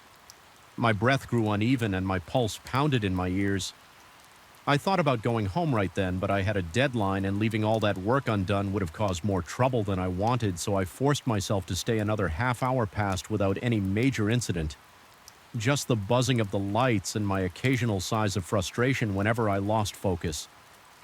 I tried to keep my breathing steady, telling myself that old buildings have their quirks, but then the lights flickered again more aggressively this time, and I felt as though the air in the room had thickened even more. A wave of dizziness washed over me. My vision blurred at the edges. For a moment, I placed my hands on the table to steady myself, noticing a tremor in my fingers. The hum of the overhead fluorescent light seemed to grow louder. Bordering on a shrill whine, I got up to stretch my legs, thinking I'd shake off the sudden vertigo by moving around. My muscles felt tense, and I stretched my arms upward, rolling my shoulders. The air still felt oppressive, and the rattling vent above made an ominous clank as it turned off. The resulting silence was almost more unsettling than the noise had been with the HVAC shut down for a moment. The room grew uncomfortably still. I let out a shaky exhale, wiping sweat from my temples. Focusing on getting my work finished, I sat back down and tried to lose myself in the forms, but I couldn't stay absorbed for long. My concentration kept faltering, drawn away by the slightest creak or hum. My eyes darted around the room, scanning the corners where the light was weakest. At one point, I could have sworn I glimpsed a shifting shadow near the old cabinets, but it was gone in an instant. I thought maybe my eyesight was playing tricks on me, or the flickering lights had distorted my vision as I reached for a pen. I realized my hand was trembling. I tried to ignore it, but my body refused to calm down. There was a tension coiling in my stomach, and I could feel every muscle in my back growing rigid. Even the act of turning my head made the hair on my neck stand on end, as if I expected to see something lurking behind me. My skin felt clammy, and a chill ran down my spine that seemed to sink into my bones. I told myself I just needed to finish checking one last set of documents. Then I'd grab my things, lock up, and be gone, but right at that moment I heard that metallic clang again, except now it was alarmingly close, as though it came from right outside the door. My blood froze.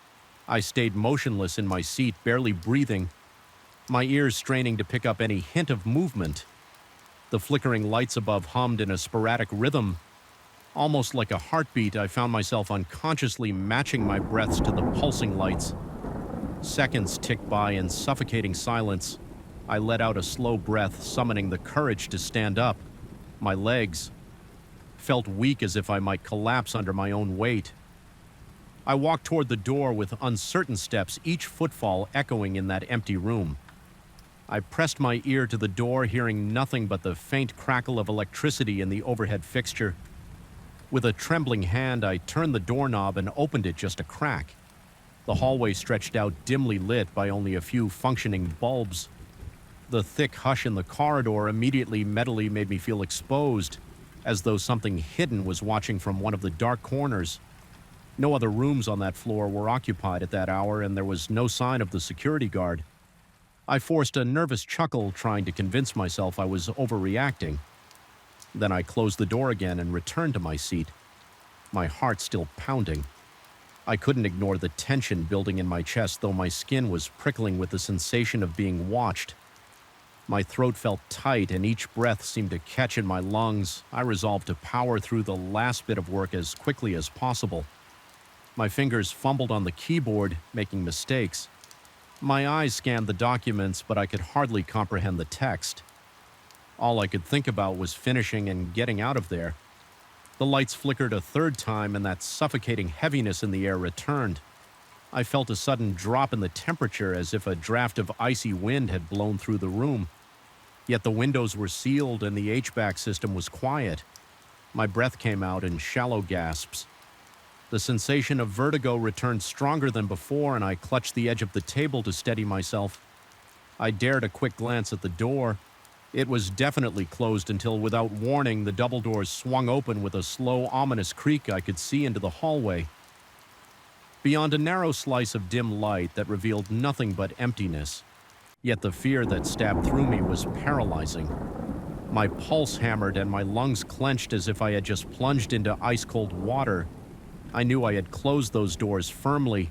They had latched. I was sure of it. Every muscle in my body tensed, and I fought the urge to run wildly, but something in my instincts screamed at me that I shouldn't remain in that place 1 second longer. My hands were sweating so much that my pen slipped from my grip and rolled noisily across the table, unable to bear it any longer.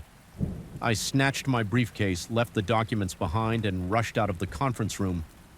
My footsteps echoed in the deserted hallway, and I almost stumbled over the uneven tiles near the elevator.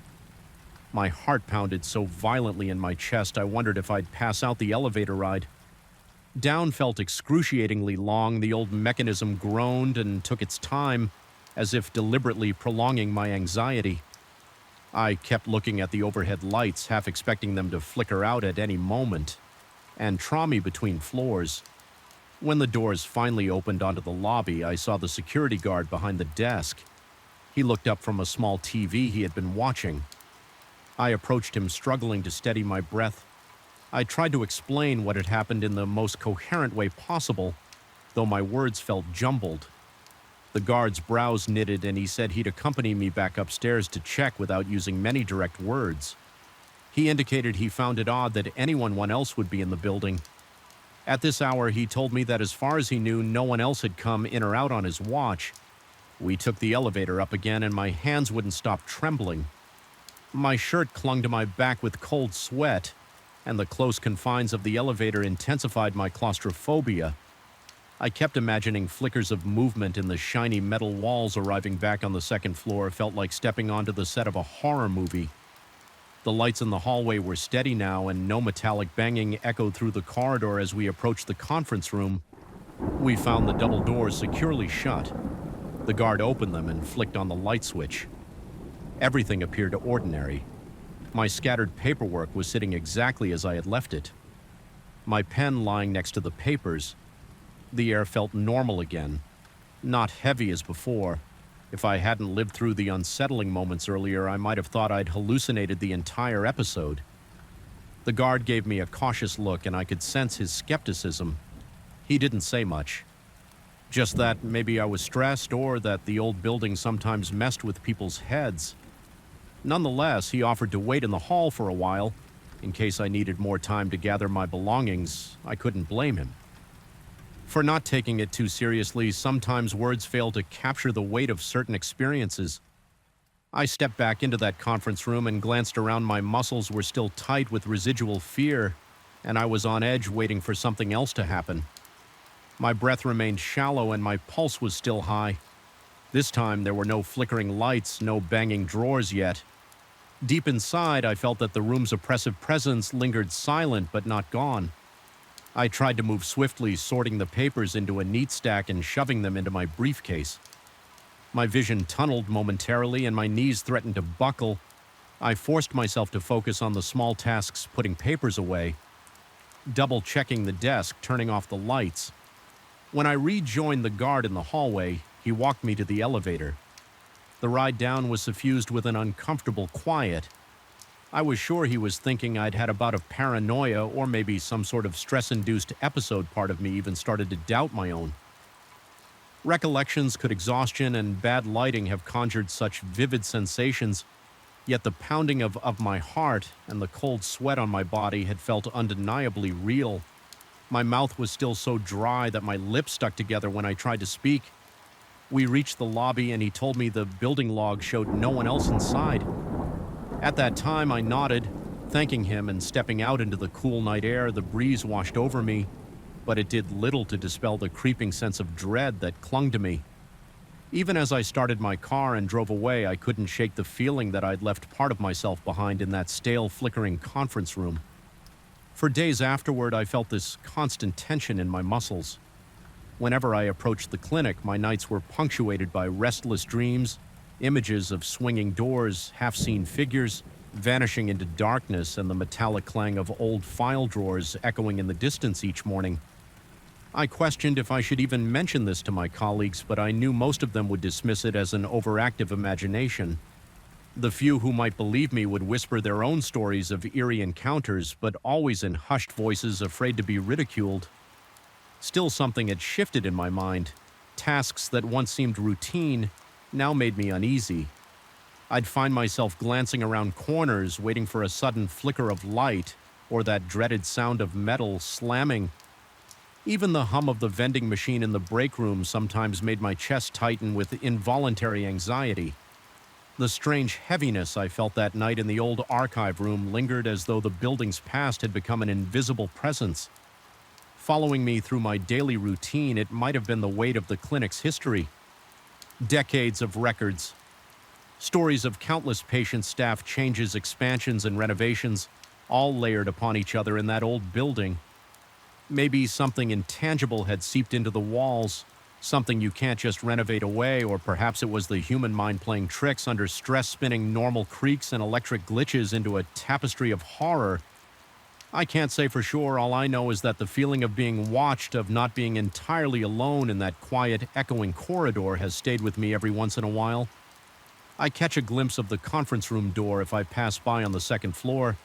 Sometimes I swear I hear a faint squeak of hinges, even when there's no wind, or see the light flicker when no one is inside. I avoid that place now unless absolutely necessary. Even during the daytime, the memory of that heavy air and the sense of something wrong keeps me from lingering. It's not fear of death or the unknown. It's the fear of a silence so intense and a presence so intangible that it challenges the very boundaries of what we accept as real. Some nights when I stay late again for work, I find myself tensing up as dusk settles. The hum of fluorescent light sets my nerves on edge. My throat goes dry and my hands grip the edges of my desk until they turn white. I refuse to use that conference room anymore unless someone else is with me, yet even if I never step foot in there alone, I've learned that certain places cling to their shadows. They do not need you to enter them in order to make their presence felt. And every so often when I allow my guard to slip, I sense that faint metallic clang reverberating in the back of my mind, reminding me that some doors once open never truly close. I never did find a rational explanation for the events of that night. The security guard still nods politely at me, but I can see the trace of uncertainty in his eyes whenever we pass in the hallway. Perhaps he wonders if I was just overly tired, or perhaps he senses that something happened, though he can't bring himself to believe it outright. As for me, I don't need anyone else to confirm my story, that suffocating moment. The flickering lights, the sound of metal drawers banging in the distance, and those doors swinging open on their own, these images are etched permanently into my memory. I walked away that night, but I carried the lingering weight with me. The horror of that experience was not a violent act or a visible apparition. It was the silent, pervasive force of an old place steeped in an unknown history where reality itself seemed to warp, just enough to make me question my senses even now. I sometimes wake from uneasy dreams, my heart pounding as I recall the conference room. I can feel that stale draft on the back of my neck, smell the faint odor of dusty metal, and sense a presence behind me waiting for me to lower my guard again. That's how it ended, with me escaping the building and leaving the tension behind, at least physically. But as for the deeper dread, the feeling that I brushed up against something I couldn't explain that has never truly gone away, maybe never will. And every day I step into that clinic, I realize that whatever lurks in the old archives is biding its time. Whether it's purely psychological or something beyond my comprehension, the sense of an unspoken watcher remains. And for now, that is enough to keep my pulse racing every time I pass that quiet corridor on the second floor. I remember the first time I truly felt the air in my makeshift home office thicken with an inexplicable heaviness. It was well past midnight, and I'd been hunched over my keyboard, staring at data that refused to make sense in my tired mind. The room was too still for my liking, the silence broken only by the faint hum of the computer tower. Without warning, a soft rustling erupted behind my desk like someone tugging on wires. They had no right to touch my heart. Thuddered in my chest, and a cold bead of sweat snaked down my temple. Even before I swiveled my chair to investigate, I sensed something more. Insidious than the usual night noises, it was an unsettling moment. A crack in the veneer of safety I'd always felt in my own home. I had turned this spare room into an office at the height of the pandemic. Remote work demanded a space of my own, so I pushed an old bookshelf against one wall, set up my computer on a sturdy wooden desk, and put up a few motivational posters for Goodman Muir. The rest of the house never gave me much pause. Even on stormy nights here, though, the shadows seemed to cling to the corners like cobwebs, and every flicker of the overhead light struck me as a silent warning. I tried to rationalize it. Maybe I was just anxious from the world's chaos, but the rustling behind my desk persisted. Whenever I worked late, I heard it sometimes soft, sometimes more urgent, like frantic, tiny claws scraping across plastic cables. I initially blamed rodents. It was a simple explanation, determined to solve the problem. I placed bait traps and checked them religiously for days each time the traps remained untouched. No signs of gnawing, no droppings, nothing. I grew more puzzled and more uneasy if there were no pests. Then who or what was causing that sound one night in a surge of frustration? I peered behind the desk with a flashlight. I expected to see a nest or droppings. Instead, I saw nothing but a tangled mass of cables and dust. Moe's drifting in the light beam, yet the sensation of being watched was so potent I felt my scalp prickle. My own breath rasped too loud in my ears, and I had to force myself to pull away from that claustrophobic gap. A few evenings later, something happened that shattered any illusion. Abnormally, the screen flickered while I was in the middle of reviewing some work documents. I blinked thinking it was a computer glitch or a power surge. Then a small text window popped onto the screen, lines of garbled text scrolling by at a frantic pace. Random letters, odd symbols, nonsensical fragments of words. My chest constricted and I felt my pulse hammering in my neck. It looked like a virus at first glance, but my antivirus scan returned. Nothing confused, I sat there, cold dread coating my skin as the bizarre text kept rolling, then vanished abruptly. A second later, the screen went black. I tried to shake off the sense that something had just reached out to me, but I couldn't. From that point on, I couldn't brush aside the disturbing feeling that my office housed more than just me and my electronics. Occasionally, I'd find the monitor on when I was certain I had shuttered off the harsh glow illuminating the dust motes in the air. When I stepped closer, the reflection on the screen would momentarily look unfamiliar. It wasn't a perfect match to my face. There always seemed to be a flicker of movement behind me or a distortion around my silhouette. I started dreading the nights when I had to work late, or even just the times I had to enter that room. After dark, the overhead light, which was always a bit dim now, felt wholly inadequate. Leaving corners in thick shadow, my attempts to confide in a friend over the phone were met with sympathetic chuckles. He suggested I was stressed from isolation and too much screen time, urging me to take a break. According to him, everything I described had a rational explanation. I could almost hear the shrug in his voice. He recommended routine maintenance on my computer and maybe a professional inspection to confirm there were no pests or wiring issues. It was all perfectly logical, but as the days turned into weeks, the notion of logic itself felt slippery. The tension in the room suffocated me with every passing hour I spent in that confined space. Little details gnawed at the edges of my mind at times.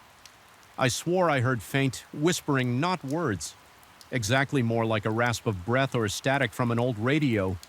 The hair on my arms would stand on end and a cold sweat would break out on the back of my neck each time I'd move to investigate. The sound dissolved into silence.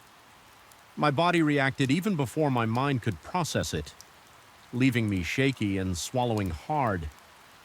Struggling to keep a semblance of composure, I started double-checking the door, ensuring it was locked, as though I needed to protect the rest of the house from what lurked in that office. My paranoia crept up on me in waves. I'd catch myself staring at the blank computer screen, half expecting another wave of random text. Nothing would happen, but then late at night, just when I felt on the verge of sleep, a short, sharp beep from the monitor or a sudden flash of light would jerk me to full alertness. My heart pounded so violently that I thought it might burst. My palms slicked with sweat, and sometimes my vision blurred from the intensity of it. Each incident passed with no visible culprit, yet the sense of a presence unseen but tangibly there grew stronger one evening. After a particularly stressful day, I decided to run every possible diagnostic I could think of. The computer was functioning normally, no corrupted files, no malicious software cables were properly connected, power supply stable. I could find no explanation for the flickers and text windows. By then the fears settled in my gut like a coiled snake as I shut everything down for the night. The soft rustling behind the desk returned louder this time, like something scraping across the floor. My hand shook as I fumbled for the flashlight. Once again, no trace of any creature. The emptiness felt mocking. Eventually, I started wondering if my own mental state was to blame. Could isolation and stress conjure hallucinations? I read about sleep deprivation, paranoid delusions, even poltergeist phenomena triggered by emotional turmoil. Nothing fit perfectly. The phenomena were too irregular to be pinned to a single cause. I found myself experiencing fleeting episodes of lightheadedness. Whenever I lingered near the desk too long, my mind kept wandering to that flickering reflection in the monitor, that intangible movement right at the edges of my peripheral vision in the back of my head. A constant refrain looped. Something was in that room and I had invited it by setting up camp there. The culminating moment of terror happened a few nights ago. I was trying to finalize a report long past midnight. A sickly yellow light from a small lamp cast elongated shadows on the walls. My eyes burned from strain and I could feel that gritty ache in my temples. The office was stiflingly quiet, so when a sudden hiss of static popped on my monitor, my breath caught painfully in my throat. The screen glowed a dim gray and a single line of text appeared. It looked almost like an address or a phrase, but it was jumbled with bizarre characters. My pulse thundered in my ears and I felt my teeth clench involuntarily as I stared. The text shifted, rearranging itself in real time. I could almost make out words in English, but they were incomplete, broken segments that made no sense. My vision swam, adrenaline coursing through me. I had the distinct feeling that if I deciphered it, something irreversible would happen. A wave of vertigo made me grip the desk for support, my fingernails biting into the wood.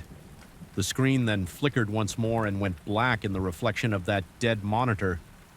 I glimpsed a shape behind me, tall, slender, with angles that didn't align with a human figure. My stomach lurched. I spun around, nearly knocking over my chair. No one was there. That was the final straw. I gathered my nerve and stormed out of the room. My heart pounded so hard it hurt, and my lungs felt squeezed. Each breath ragged and shallow. I could barely sleep that night when I did doze off. I dreamed of twisting cables and that faceless reflection looming behind me by morning. My hands were still unsteady. Rational thought told me I could just move my computer back to the living room or another part of the house, but a twisted part of me worried it would follow me. That this thing was no longer confined to one room, I decided to confront it, or at least confront my own fear. I stepped into the office the following evening at dusk, flipping on every light available. I approached the computer, carefully touching the power button. The whirring fans and gentle glow reassured me for a moment, but then the screen flickered again twice. My muscles tensed and my mouth went dry. I forced myself to remain rooted to the spot. Focusing on the faint crackling in the air around me, it felt charged as though an electric current was dancing inches from my skin. My gut twisted in dread, yet I refused to run. Nothing appeared this time. The monitor stayed normal and the rustling sound behind the desk never came.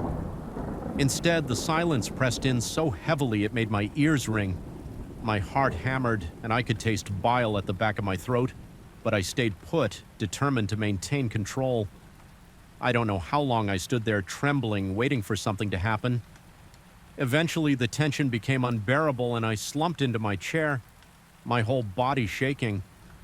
There was a subtle shift in the air, like a breeze passing through a sealed room. Then for just a split second, the overhead light dimmed when it returned to full brightness. I had the uncanny sensation that I was alone again.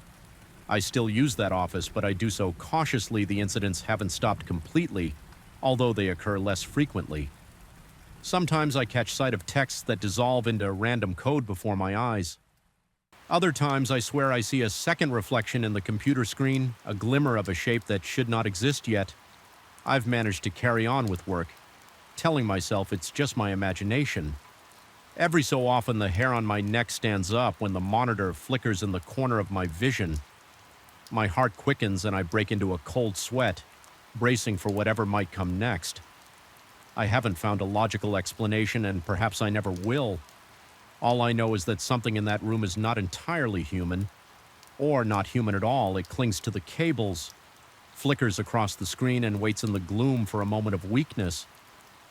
My best guess is that it feeds on attention or fear, finding cracks in the barrier between the digital and the real. I might be wrong, but that suspicion is the only thing that makes sense. After all I've witnessed, some nights I imagine that the shadows behind me stretch out in new shapes, as though the entity is on the brink of fully manifesting. I've learned to keep my guard up, to check the corners of the room before I settle down to work. The sense of peril never truly fades. It ebbs and flows with the hum of my computer fans, with the flicker of lights, with the claustrophobic silence that descends after midnight. Even when I leave the office, I sometimes feel its echo following me, my skin prickling as if unseen eyes are locked on my back. I don't know if there's a way to banish it, or if there's even anything tangible to banish at times. I suspect it's a projection of my own isolation, a product of the collective unease that the pandemic brought into our lives. Yet in the quieter hours when I sense the cable shifting and see those cryptic messages flash across the screen, doubt drills into my brain like a malevolent whisper. I remain vigilant, constantly on edge. My hands still tremble whenever I push that power button at dusk. Sometimes I think about ripping everything out, every cable, every device, and moving on from this place. But I can't deny a dark curiosity, a compulsion to uncover the nature of the thing that lurks in the glow of my screen. As I write this, I feel it behind me, a subtle vibration in the air, an inaudible presence that charges the room with silent intent. My skin is clammy, my heart and my throat, but I keep typing. Compelled to share this account in the hope that acknowledgement might weaken its hold when I'm finished, I'll shut down the monitor and leave the room. Whether I'm truly safe or not, I can't say. All I know is that once I close the door, I'll still be thinking about the gentle scrape of cables behind the desk and the face or whatever it is that sometimes stares back at me in the dark reflection of my screen. I knew something was wrong the moment I first set foot in that attic. It wasn't the sunlight streaming through the high windows during the day on the surface. The space looked appealing enough with vaulted ceilings and polished floorboards. Yet from the instant I walked inside, I felt an oppressive weight lingering in the corners. It was as if the walls themselves were holding their breath quietly, waiting for darkness to descend so they could whisper their secrets without interruption. I had moved into the suburban house just a few weeks earlier. The landlord had converted the attic into a spacious studio, and the rent was surprisingly affordable.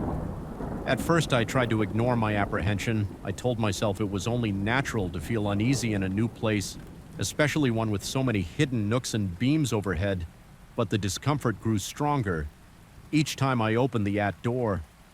During the day, the wide windows let in ample light, casting long shapes on the floor that changed angles as the sun rose and fell.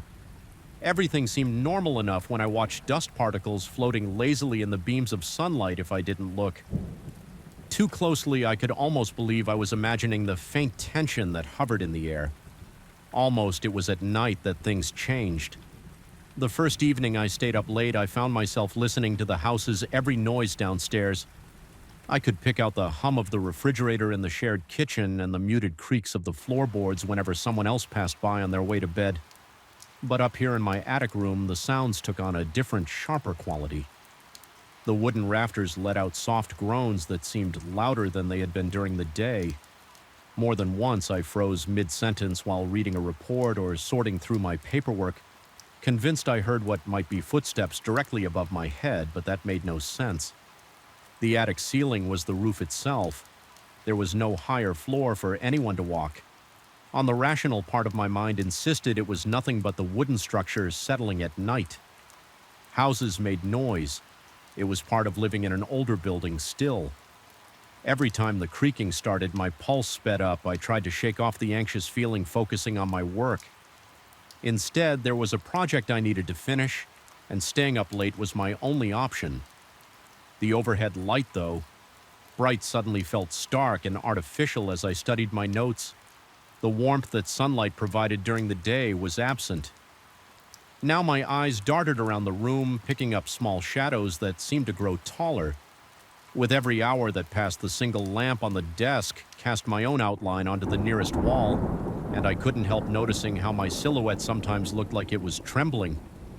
Even when I thought I was perfectly still one night while sifting through a stack of printed documents, I heard a low, indistinct murmur right next to my shoulder. The sound was so soft that for a second I assumed it was just the rustling of paper, yet the noise persisted.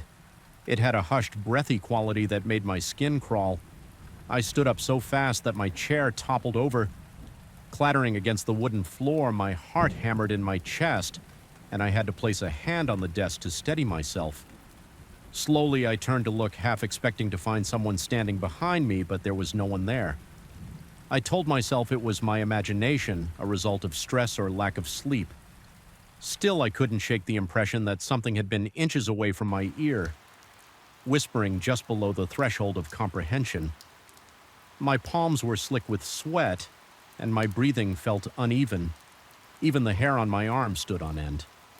I stayed awake for hours afterward, pacing the attic and trying to gather the courage to look into every corner to see if there was some logical explanation, a vent or a gap in the insulation that might create those eerie sounds. But no matter how thoroughly I searched, I found nothing out of place. I began to notice other small oddities around the attic. Some evenings I'd be convinced I left my notebook on the desk only to discover it. Later on the bed, my laptop, which I usually kept plugged in on a small table near the window, sometimes ended up on the floor as if someone had gently placed it there. At first I assumed I was just being absent-minded, perhaps. In my exhaustion, I was moving things around without realizing it. But there came a point where these movements seemed too deliberate to be accidental. My paranoia flared whenever I glimpsed a shift in the arrangement of items on my bookshelf or a pen that seemed to vanish for hours before turning up in a drawer. I rarely used, the changes were subtle but undeniable. The effect on my nerves was profound. Even during daylight, the attic felt heavier, more claustrophobic. I found myself scanning the sloped ceiling whenever I entered, half expecting to see a face peering down at me from the beams. Sometimes I would catch a motion in my peripheral vision, a flicker of movement that disappeared the moment I turned my head. My neck and shoulders grew perpetually tense, as though I were bracing for an attack from the shadows. Every new creak sent a spike of adrenaline coursing through my veins. My mouth would go dry and I'd have to swallow repeatedly just to keep from coughing. I tried explaining some of my concerns to the landlord in an indirect way. I mentioned the noises at night, wondering if perhaps there were raccoons or squirrels trapped in the crawl space. The landlord expressed mild surprise and claimed never to have heard anything like that. He offered to do a quick inspection, but never found any evidence of animals. His reassurance should have calmed me, but it only made me more uneasy. If there weren't rodents scurrying around up there, then what else could it be? By the second week, my sleep became restless. Even if I went to bed at a reasonable hour, I would jolt awake multiple times during the night. Certain I heard faint thumping above me. My heart pounded whenever I realized I had kicked off my blankets at some point, leaving me feeling exposed more than once. I woke with the sensation that someone was leaning over me, their breath cold against my cheek. In those terrifying moments, I would keep my eyes firmly shut too, afraid of what I might see if I opened them.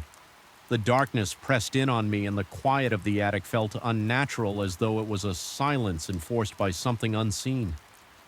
My work started to suffer. I couldn't concentrate. Every little detail in the attic demanded my attention. A slight shift in the shadows, the subtle scraping noise, the old radiator made the rustle of wind outside the window that set the roof shingles trembling.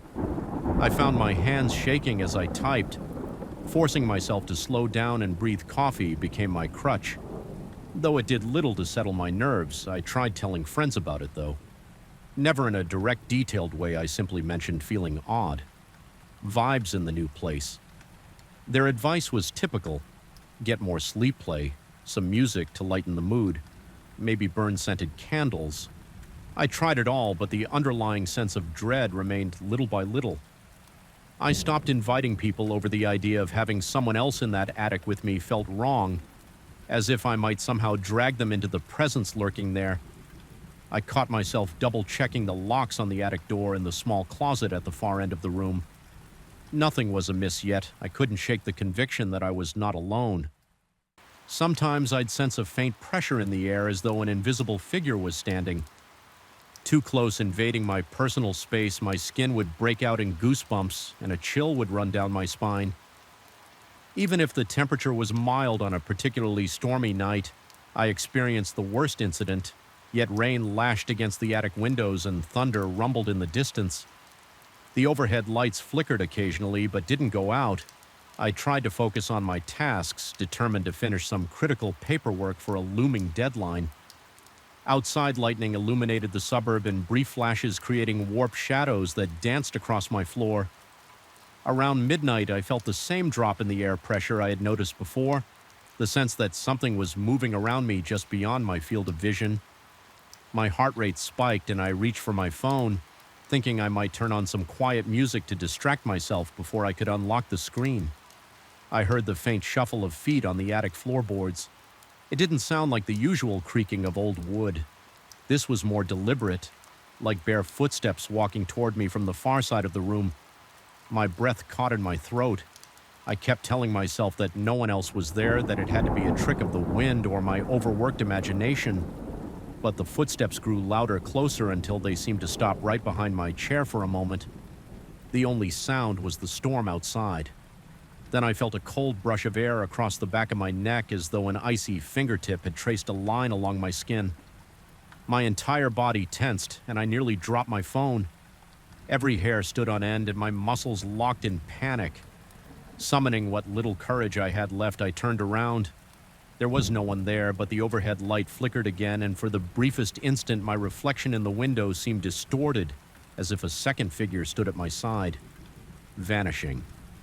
The moment the lightning faded, my chest, con restricted, and I was flooded with a powerful urge to run. I fumbled around trying to gather my essentials, a backpack, keys, laptop, before rushing to the attic door. My hands trembled so badly that it took me 3 tries to open the latch.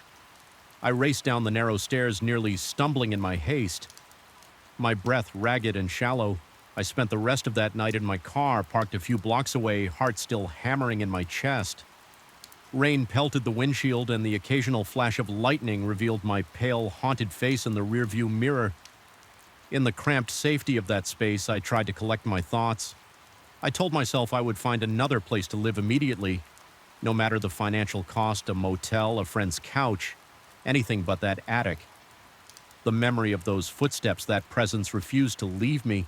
My skin still tingled in the spot where I thought I'd felt. The icy touch sleep was out of the question. The next morning, I managed to work up enough nerve to return. The hallway below the attic appeared exactly the same unremarkable paint, the faint smell of coffee coming from the kitchen, and typical morning light streaming through the windows. But as soon as I placed a foot on the attic stairs, a wave of dread swept over me again. Stepping into the room, I found everything precisely where I had left it. My scattered papers, the toppled chair I hadn't bothered to pick up in my haste. Everything looked untouched, yet the atmosphere felt heavier, like a vacuum that had been waiting for my return to fill it. It was as though the attic had its own pulse thrumming at the edge of hearing, eager to reignite my terror. Gathering the last of my belongings, I tried not to linger. My mind raced. Cycling through rationalizations, maybe it was all psychological stress, amplified by the attic's creaks and groans, culminating in a heightened state of paranoia. Yet, no matter how many times I repeated that mantra, a deeper, more primal part of me insisted that something was actually there, occupying that space, feeding on my distress. My gut twisted with nausea at the thought of having spent even a single night beneath that roof. I never confronted the landlord about it directly. I moved out by the end of that week. Cutting the rental agreement short, the landlord didn't protest much.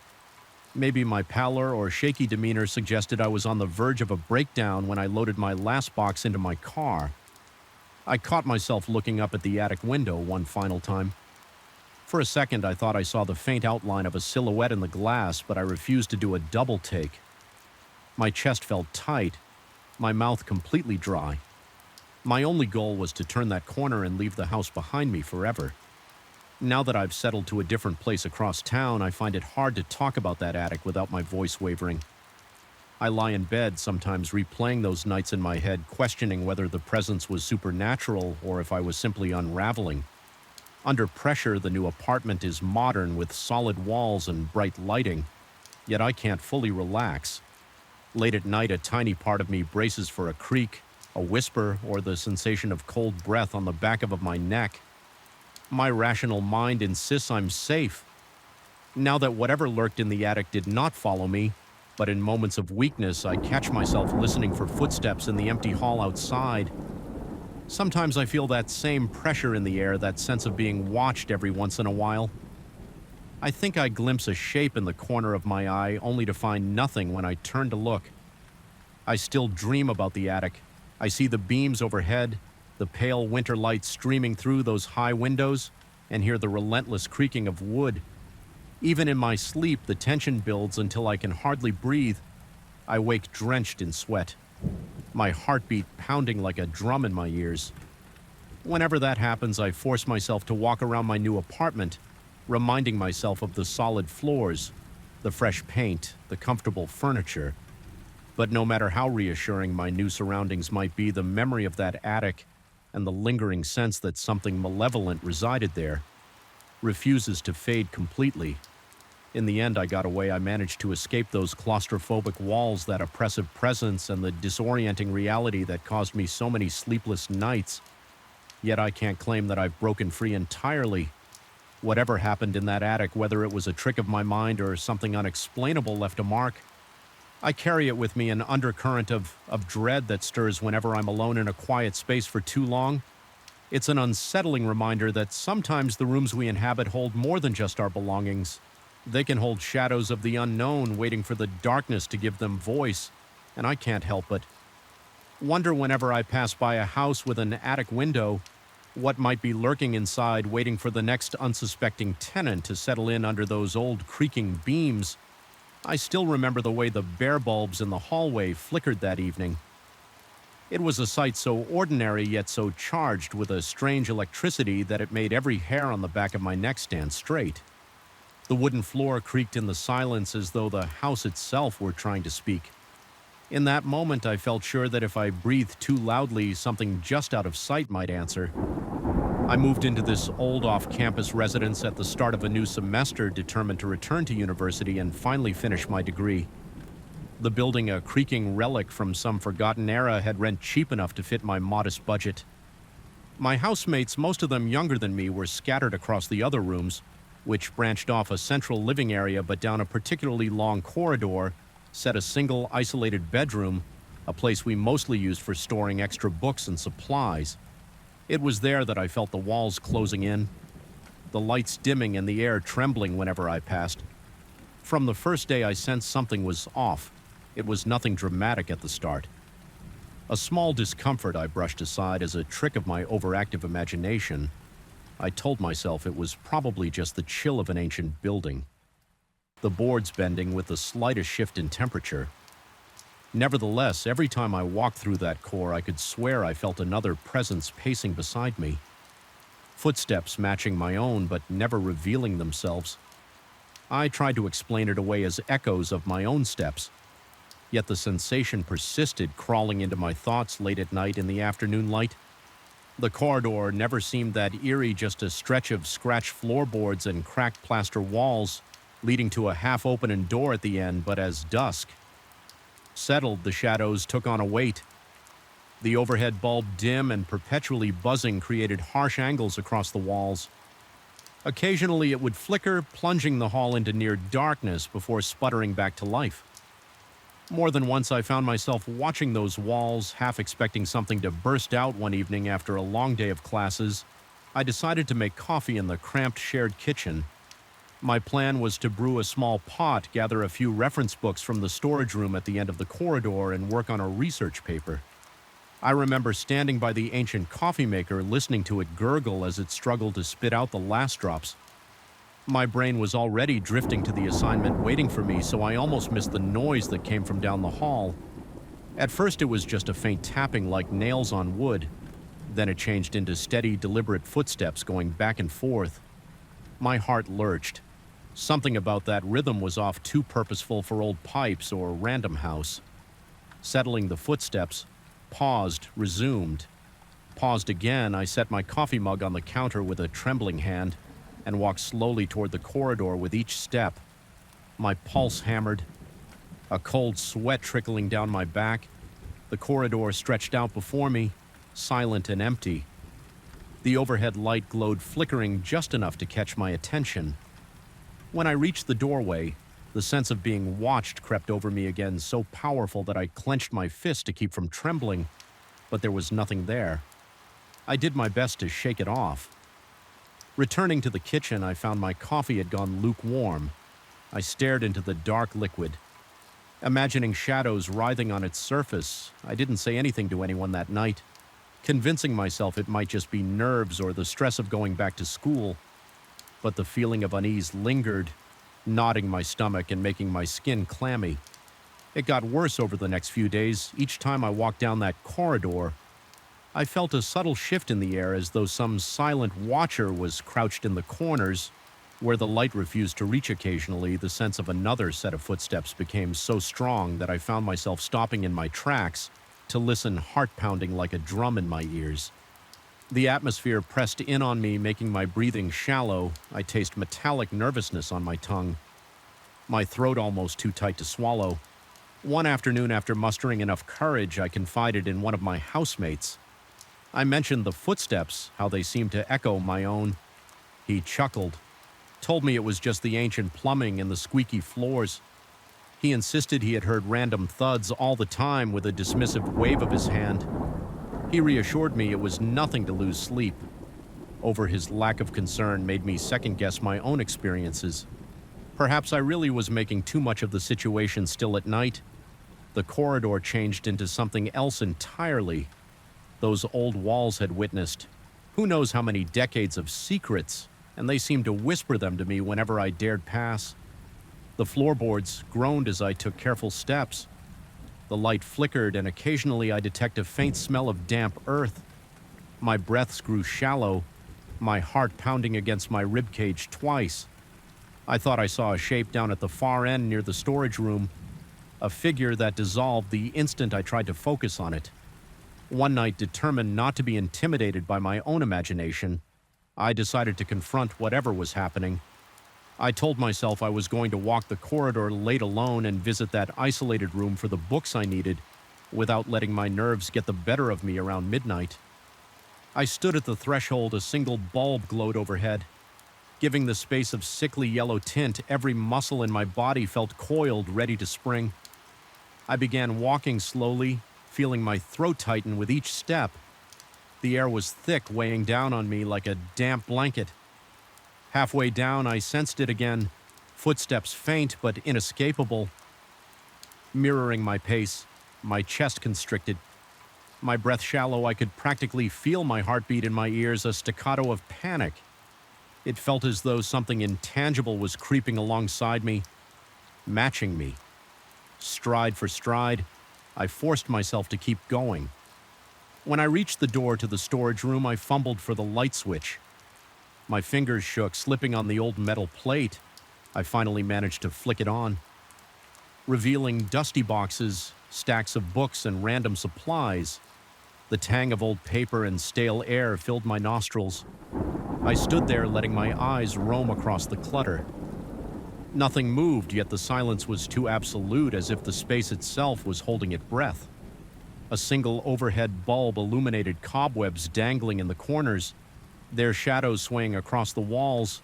Just as I tried to convince myself everything was normal, I heard a creak behind me. My stomach lurched, whirling around. I saw no one, just the empty corridor, but the distinct sensation of being observed made every inch of my skin prickle in that moment. Felt disoriented, questioning my own senses. Was I losing my grip on reality? Or was there truly something lurking here, hidden just beyond my line of sight? I gathered the books I needed with unsteady hands, hugging them to my chest. As I inched backward into the corridor, the hallway light flickered again. Intensifying my anxiety, I forced myself to walk back toward the main living area. Each step felt heavier than the last, like I was trudging through thick mud. By the time I reached my bedroom, my pulse was racing and I was covered in a cold sweat. I couldn't sleep that night. Instead, I lay in bed, my mind stuck on the echo of those footsteps. My breath came in, shallow sips, and every time I closed my eyes, I saw the corridor stretching out infinitely, the light bulb swinging overhead, the shadows lengthening into menacing shapes. I tried burying my face in the pillow to block out my thoughts, but it was useless. I was exhausted by morning, yet the fear didn't loosen its grip on me. Days slipped into nights, and I felt the tension growing. My classes became an afterthought as I found it nearly impossible to concentrate. I began dreading returning home. Even though the corridor was just a short stretch of hallway, it felt like miles. Sometimes I'd linger in the living room waiting for someone else to walk with me so I wouldn't be alone on those rare occasions. I'd sense no presence, no echoing steps, but the moment I had to face it by myself, late at night with the others asleep or out the corridor, became suffocating. I tried telling another housemate about my experiences describing the footsteps and how they seemed to keep pace with me. He only shrugged and suggested it might be stress or some old vent, whistling in the walls. Some nights I thought I could hear a faint whispering, a hushed rustle of voices behind the plaster. Other times I'd catch a glimpse of movement in my peripheral vision, but when I snapped my head around, all I saw were the dim corners of the corridor and the chipped paint on the walls. My paranoia grew. I developed an unshakable sense that something was feeding off my fear. Relishing each shaky breath I took, my mouth would go dry whenever I approached that door. At the end of the hall, my heart drumming so loudly I worried it would burst. I started questioning my own sanity, wondering if I was somehow projecting all my anxieties about returning to school onto this old house. Then came the night when everything reached a breaking point. I was in the living room struggling to focus on my notes. The wind outside was howling, rattling the windows, an uneasy feeling. Twisted in my gut, and I found myself unable to resist glancing toward the corridor. It looked darker than usual, the light at the far end flickering in and out as though someone were tampering with the switch. My pulse sped up. I tried to ignore it, told myself I was being paranoid, but the thought persisted. Eventually, I sat down my notebook and tiptoed to the entrance of the corridor. The overhead bulb flickered again, casting jerky shadows along the walls. As I stepped forward, my legs felt weak and a thin bead of sweat trailed down my temple. The echoing footsteps started up almost immediately. They weren't overly loud, but they carried a steady, insistent rhythm that set my nerves aflame. My breath caught in my throat. I kept going, refusing to give in to the dread. Halfway down, the footsteps stopped instead of relief. I felt a wave of nausea. The silence pressed in on me, and I picked up on a faint scratching sound behind the plaster. It reminded me of nails scraping wood, but the pattern was too deliberate. My heart pounded so hard I worried the sound might echo through the corridor.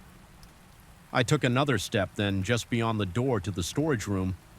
The light flickered off entirely, plunging the far end into complete darkness. I froze. My skin prickled and my breathing became erratic. It felt as if the darkness was sentient, a presence that stared back at me. I forced my hand up toward the light switch on the corridor wall, my fingers shaking uncontrollably, flicking. It produced a dull click, but the bulb refused to come back on another step forward, and I heard a sudden rush of movement like something scuttling away at inhuman speed. Cold terror shot up my spine. I stepped back. Wanting nothing more than to run, but some twisted sense of resolve made me grit my teeth. I refused to allow this invisible thing, be it a manifestation of my own terror or something else, to drive me out of my own living space. With a trembling hand, I dug my phone out of my pocket, switched on the flashlight, and aimed it down the corridor in that harsh white beam. The old walls looked more decayed than ever, paint peeling away like dead skin. The door to the storage room stood ajar, barely illuminated. I took a hesitant step, then another when I reached the doorway. My breath hitched in my throat the entire room. Beyond seemed coated in deeper shadow, as if the darkness were thicker there, clinging to every surface. My phone's flashlight caught dust. Most not swirling in the still air, but nothing else. I stood at the threshold, my heart thawing in my chest, sweat dripping down my temples and neck. The smell of damp paper filled my nostrils. I forced myself to look around. Shining the light over every corner, boxes, a pile of chairs, a tall bookshelf jammed with old textbooks. Nothing appeared out of place, yet the feeling of being watched was overwhelming, so powerful that I could hardly draw breath. It felt like something was within arm's reach. If only I could see past the darkness. A sudden breeze from the corridor behind me rustled the pages of an open book on a nearby box. I jerked around, phone lights swinging wildly. My vision blurred with the motion, and in that fraction of a second, I swore. I saw a shape, a distorted silhouette that vanished the instant my light fell on it. My heart kicked into overdrive, my throat closing up. That was all I could handle in that moment. I made the choice to confront it or get out my rational mind. told me that staying there alone in the dark was madness. So I mustered the last bit of courage. I had shouted that I wasn't afraid. Though my trembling voice betrayed me and backed away, I kept the flashlight trained on the doorway until I reached the lit part of the corridor when I finally turned to run. My legs felt like lead, my lungs burning with every ragged breath. I spent the remainder of the night awake in my own room, phone and hand lights glaring overhead. Sleep never came. My mind churned with thoughts of that shape I might have seen. I still couldn't decide if it was real or just a product of my anxiety. By the time the first light of morning seeped through my window, I was resolved I had to reclaim my peace of mind one way or another. In the following days, I looked into other housing options, determined to leave that place behind. Yet I couldn't shake the sense that I'd be running from my own fears. If I simply moved out on my last night in that house, I deliberately avoided the corridor, refusing to retrieve anything from the storage room. I bunkered down in my bedroom, trying to calm my nerves by reminding myself that I was the one in control of my life. But the flicker of the hallway light under my door and the faint creaks in the floorboards told me it was still there. Whatever it was, waiting watching early the next morning, I packed my bags and without a backward glance, I left that residence. Even as I crossed the threshold, I sensed the weight of the corridor pressing on me, urging me to hurry when the door clicked shut behind me. My chest loosened and I could finally breathe freely, even now far away from that old house. I sometimes imagine I hear footsteps trailing me late at night when the wind in my new apartment creaks through the vents. I feel my pulse quicken my skin, prickling with sweat. The memory of that corridor, the flickering lights, the echoing steps, the oppressive sensation of being constantly observed remains etched in my mind. And though I've done everything in my power to move on, there's always a small voice in the back of my head that wonders if I truly escaped, or if a part of that presence followed me sometimes. In the dark, I'm certain I feel it there, pacing just behind my every step. A low buzz of fluorescent light greeted me when I first entered the building that night, but the glow it cast felt thin, as if any second it might flicker out and leave me stranded in darkness. The ancient walls seemed to press in around me, their faded paint peeling like dead skin. With every step, the wooden floor groaned beneath my shoes, creating a rhythmic chorus of muffled creaks that set my teeth on edge. I sensed something almost predatory in the silence. Beyond those lights, like a presence lurking just out of sight right from the beginning. My nerves hummed with an unexplainable tension, as though I had stumbled into a place that didn't quite follow the normal rules of reality. I work in a commercial building in the heart of downtown, a structure that has clearly seen better days. The city may have a reputation for constant activity, but once the sun sets, the building empties, swiftly leaving only a handful of unlucky souls to burn the midnight oil. Tonight, I found myself among them. My office is down a narrow corridor on the 6th floor, a corridor that has always felt a bit off. It's poorly lit with only a couple of weak overhead bulbs. The floor is made of old hardwood, its boards loose and perpetually creaking. As though they're straining underfoot, the walls are painted a tired shade of beige, and the air never seems to fully circulate even on windy nights. It's the kind of place you want to rush through rather than linger in. I stayed late to finish revising some reports that had landed on my desk at the last minute. Deadlines loomed, and the promise of a quiet, empty office after hours seemed like an advantage at first around 9 p.m. I felt a twinge of unease, though there was no logical reason for it still. I forced myself to refocus on the stack of documents. Each page seemed heavier than usual, and the soft drone of the nearby ventilation system was the only real sound accompanying my tired thoughts. At some point, I needed to print out several of the revised pages. My small printer in the office wasn't working properly, so I had to rely on the communal one located by the elevators, a good distance down that eerie corridor before leaving my office. I distinctly remember switching on the overhead lights in the hall. I recall the fluorescent hum kicking in, illuminating the worn-out floor in an anemic glow. Yet no sooner had I picked up my papers and stepped outside than I found myself in near total darkness. The lights were off, and I couldn't understand how it happened so quickly. A spike of cold apprehension shot through me. I switched them on again. feeling a draft of chilly air that made the tiny hairs on the back of my neck stand up. The corridor, suddenly illuminated, looked even more desolate under the flickering fluorescent. I shrugged it off, assuming an electrical. The building was old after all, and outages or flickering lights weren't uncommon. Still, I couldn't completely shake the unsettling feeling that the darkness had been waiting there, ready to swallow me. The moment I let my guard down when I reached the printer, I heard the gentle whir as it spat out my pages. I noticed no one else was around. No hum of conversation, no footsteps, nothing. The deserted hallway added to a growing sense of isolation. The only sounds were mechanical, the rhythmic clicks of the printer, the occasional groan from the old pipes, and my own heartbeat echoing in my ears. My mouth had gone dry and my palms felt clammy. As I gathered the documents returning to my office, I froze in the doorway upon noticing the corridor lights were off again. I was positive I had left them on just moments ago, trying to remain composed. I reached for the switch, bracing for the unexpected cold breeze that once again wafted over for me. My heart pounded in my chest, and I felt a bead of sweat trickle down my temple. It didn't make any sense. Light switches don't flip themselves, and nobody else was working. This late, at least not on this floor. Despite the pounding in my chest, I scolded myself mentally for being so jumpy. I tried to chalk it up to the building's notorious wiring issues, but that explanation felt flimsy. My resolve to finish the reports remained, though, so I returned to my desk, turned on the overhead lamp, and busied myself with reading through the final pages. Time slipped by as I became engrossed in the details of each line, but a subtle awareness of the silent corridor beyond my door never left me. Occasionally, I would sense a rush of cold air filtering under the door, yet curiously, the moment I opened it to investigate the air in the corridor felt thick and stagnant, almost suffocating in its stillness around 10:15 p.m. I needed another set of printed documents.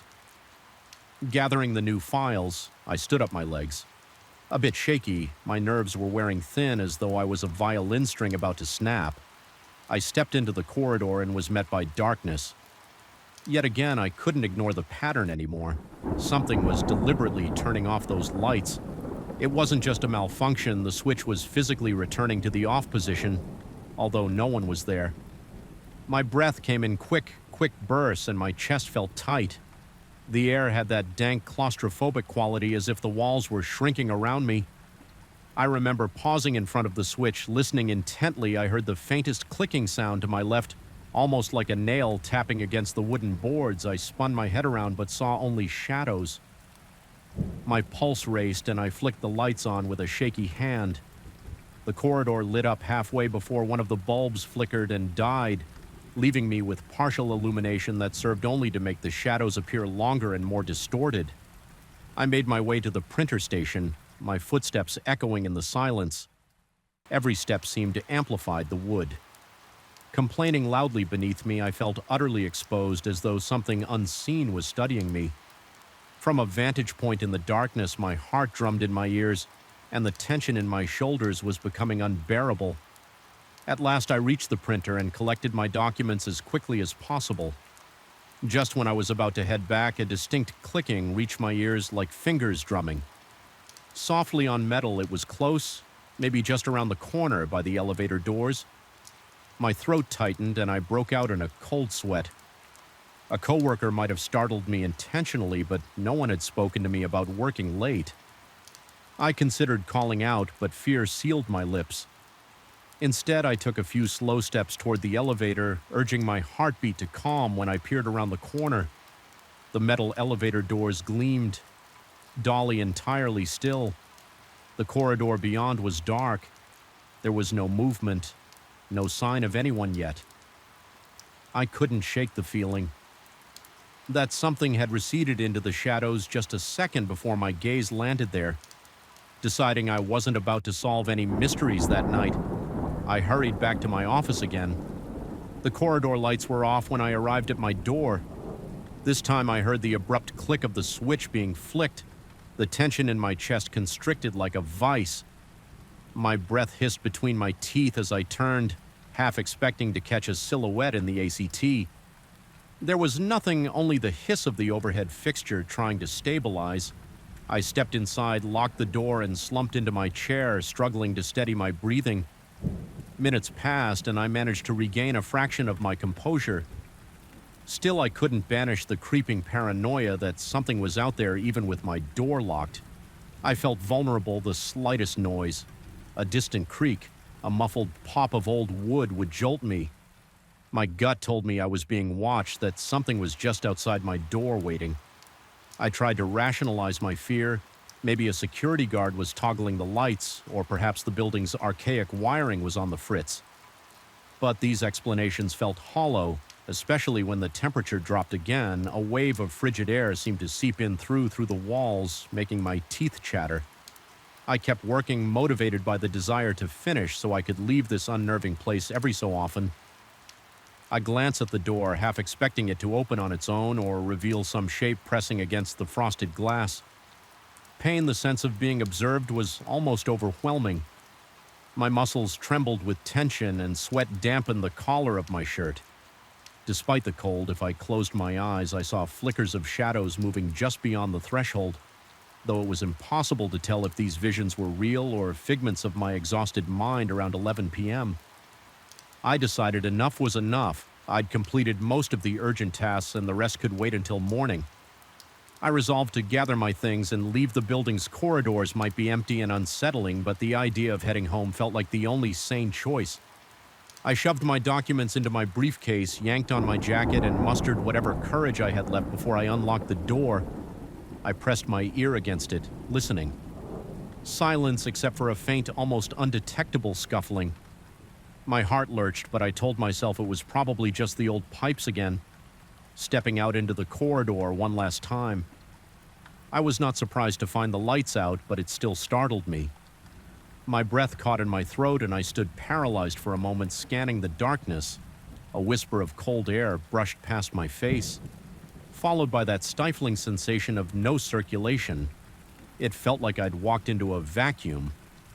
My instinct screamed that I shouldn't linger, so I switched the lights on one final time and headed toward the elevator at the far end of the corridor.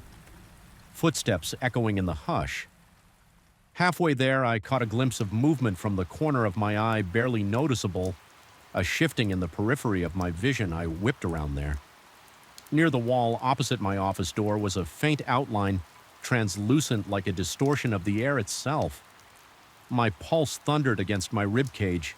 It seemed to be shaped like a hunched figure, but it flickered in and out of sight, leaving me uncertain if it was a real form or a trick of the failing lights. The floor's creak drew my eyes downward, and I saw the floorboards pressing and releasing as though unseen feet were treading upon them. I swallowed hard, feeling sweat drip down my temple. My breathing turned shallow, my lungs struggling to take in oxygen. A hot flush of panic surged through my chest. I could almost hear a faint rasping exhale coming from that wavering shape, a sound that made my hair stand on end. Then in a blink it vanished. The corridor looked empty again, but now I was certain I wasn't alone. I bolted for the elevator, heart hammering against my ribs so forcefully I could hardly see straight. The corridor seemed longer than usual, stretching into some impossible distance. My legs felt leaden, but I forced myself to keep moving. Finally, I reached the elevator, jabbing the button repeatedly with trembling fingers. I willed the metal doors to open faster, casting nervous glances over my shoulder. My ears rang with the blood pounding in my head, and the single remaining fluorescent bulb overhead buzzed ominously as if on the verge of dying. When the door slid open, I stepped inside and hit the ground floor button. At that moment, an almost imperceptible rustle echoed from behind me like cloth against the wall. My nerves snapped, my fingers twitched uselessly at the panel before the doors finally closed. I barely had the presence of mind to notice that the elevator was descending faster than normal, an odd worrying behind the paneled walls that I hadn't heard before. As the floor numbers decreased, I tried to steady myself. Leaning against the cold metal, my breath ragged and forced. It felt as if the shadows in the corners of the elevator were thicker than they should be, subtly pulsating in my peripheral vision with a merciful ding. I reached the lobby, the door slid open onto a deserted reception area illuminated by a few emergency lights. I half expected the security guard to ask if I was all right, but the desk was empty. I remembered earlier hearing that the guard occasionally stepped out for rounds in my current state. I felt a mixture of relief and frustration. Part of me wanted to talk to someone to confirm I wasn't losing my mind, but the stronger impulse was to leave. Immediately, I hurried past the vacant guard station, out the glass doors, and into the streetlights of the city. Nighttime traffic still moved along. Horns honked in the distance, and a few late-night wanderers strode past the mundane reality of the outside world, contrasted so sharply with the oppressive atmosphere I just escaped that I nearly gasped in relief once I was several yards away from the entrance. I turned to stare up at the old building's dark facade. A single flickering light was visible on the 6th floor, probably right near my office. It made my spine tingle to think about what might still be lurking in that corridor on the walk to my car. I tried to rationalize the events. Could it have been a series of electrical problems, a trick of my overtired mind? Maybe the stress from work had reached a breaking point, manifesting in hallucinations and paranoia. Yet every time I closed my eyes, I recalled the distinct sensation of that cold, stale air pressing in around me, and the memory of that translucent figure shimmering in the half-light, refusing to be dismissed as mere fantasy. My hands still trembled as I fumbled for my car keys driving home. I couldn't shut off the mental images of the lights flicking off on their own, the persistent clicking, and the shape that seemed to lurk just out of direct sight. I replayed the moment I stood in the corridor, certain I heard the switch being flipped behind me. My stomach churned, and I felt later unsure if I was succumbing to some kind of breakdown or if something genuinely unearthly had pursued me in that building. The seatbelt cut into my chest as I breathed each exhale shaky and uneven. When I finally stepped into my apartment, I locked the door behind me, flicking on every light in sight. I couldn't shake the feeling that I was being followed, that some presence had attached itself to me and was waiting outside. A creeping paranoia gnawed at my mind. What if it was already inside, lurking in a dark corner or behind a door? My logical side told me that was impossible, but logical reasoning was no match for the visceral terror that refused to loosen its grip on me. I didn't sleep well that night. Every time I drifted off, I'd jolt awake at the imagined sound of footsteps or the click of a light switch. My dreams were a chaotic mess of dark corridors stretching infinitely blinking lights and an oppressive cold that crushed the air from my lungs. Morning found me with bloodshot eyes and a throbbing headache, but at least it was morning. The daylight brought a small measure of comfort, dispelling some of the night's terrors. Still, the question of what really happened wouldn't leave me alone. Was it a sign I was overworked, or was I dealing with something that defied logical explanation? A few days have passed, and I haven't set foot in that building after dark. Again, I made excuses to leave by sunset, feigning early appointments or family obligations. Each time I walked past that corridor during the day, I studied the floorboards, listened to the hum of the overhead lights, and scanned the walls for any hint of that presence. There's a tension that never fully releases, as if my subconscious is bracing for that chilling air to sweep over me once more. Yet nothing out of the ordinary happens in the daylight. I sometimes share a watered-down version of my story with a trusted colleague, keeping the details vague. He remarked that many older buildings have their quirks and that others have sensed a strange vibe on the 6th floor, but I avoid telling him about the shape I saw or the feeling that an invisible force was toggling the lights because I'm not eager to be labeled the office eccentric. Still, deep down, I crave an explanation, some logical, rational reason for those events, or perhaps confirmation that there's a haunted secret in those antiquated hallways. As for me, I'm left with the disquieting realization that I might never unravel the truth. The building remains as it's always been. Old, creaky, and overshadowed by the city's modern skyscrapers, the corridor still stands there on the 6th floor, dimly lit, harboring its unspoken mysteries, and the memory of that night continues to haunt me. An open wound in my consciousness that refuses to fully heal. I've learned to live with the anxiety, though. A part of me fears that one night I'll have no choice but to stay late again, and if that happens, I wonder if I'll encounter the same flickering. Lights the same suffocating air, the same unearthly presence. Even now, recalling the sensations, the rapid heartbeat, the sweat-soaked collar, the overwhelming certainty of being watched makes my pulse quicken, whether I was on the verge of a breakdown or touched by something beyond comprehension. The final result is the same. I feel changed. A lingering tension ties itself into knots in my stomach whenever the sky darkens. Maybe I escaped physically, but the mental scars remain an ever-present reminder that sometimes it's not the living you need to fear. Sometimes it's the things that shift in the darkness, flicking light switches behind your back, reminding you that you are never as alone or as safe as you think, Paold.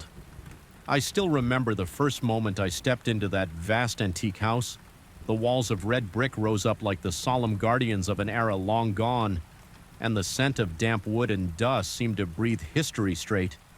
Sank into my lungs, the corridor stretched out into a darkness that swallowed the final hours of daylight, and in that instant a profound disquiet gripped me. Something about the silence felt alive, almost like a watchful presence taking note of my every breath. I had come seeking tranquility, but the atmosphere promised anything but peace. I rented the place with the idea that its isolated location and impressive size would give me the privacy and space I needed to focus on my work as a self-employed individual. I craved an environment free of disruption, somewhere I could think and create. Without interruption, the house stood at the end of a long dirt road with a tall iron gate leading into a courtyard of overgrown grass and a few twisted trees.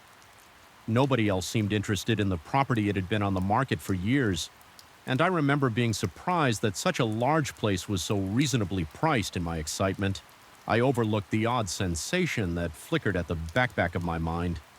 The moment I signed the lease from the outside, the structure was both elegant and imposing, with its tall windows framed by thick shutters. Inside, the ceiling soared, and every footstep echoed in the wide rooms, bouncing off worn parquet floors and tim-stained walls. My first night was uneventful, but I recall having a strange dream in which the corridors stretched endlessly, the doors shifting position like they had a life of their own upon awakening. My heart pounded, and a thin layer of sweat covered my forehead. I assured myself it was just the anxiety of settling into a new place.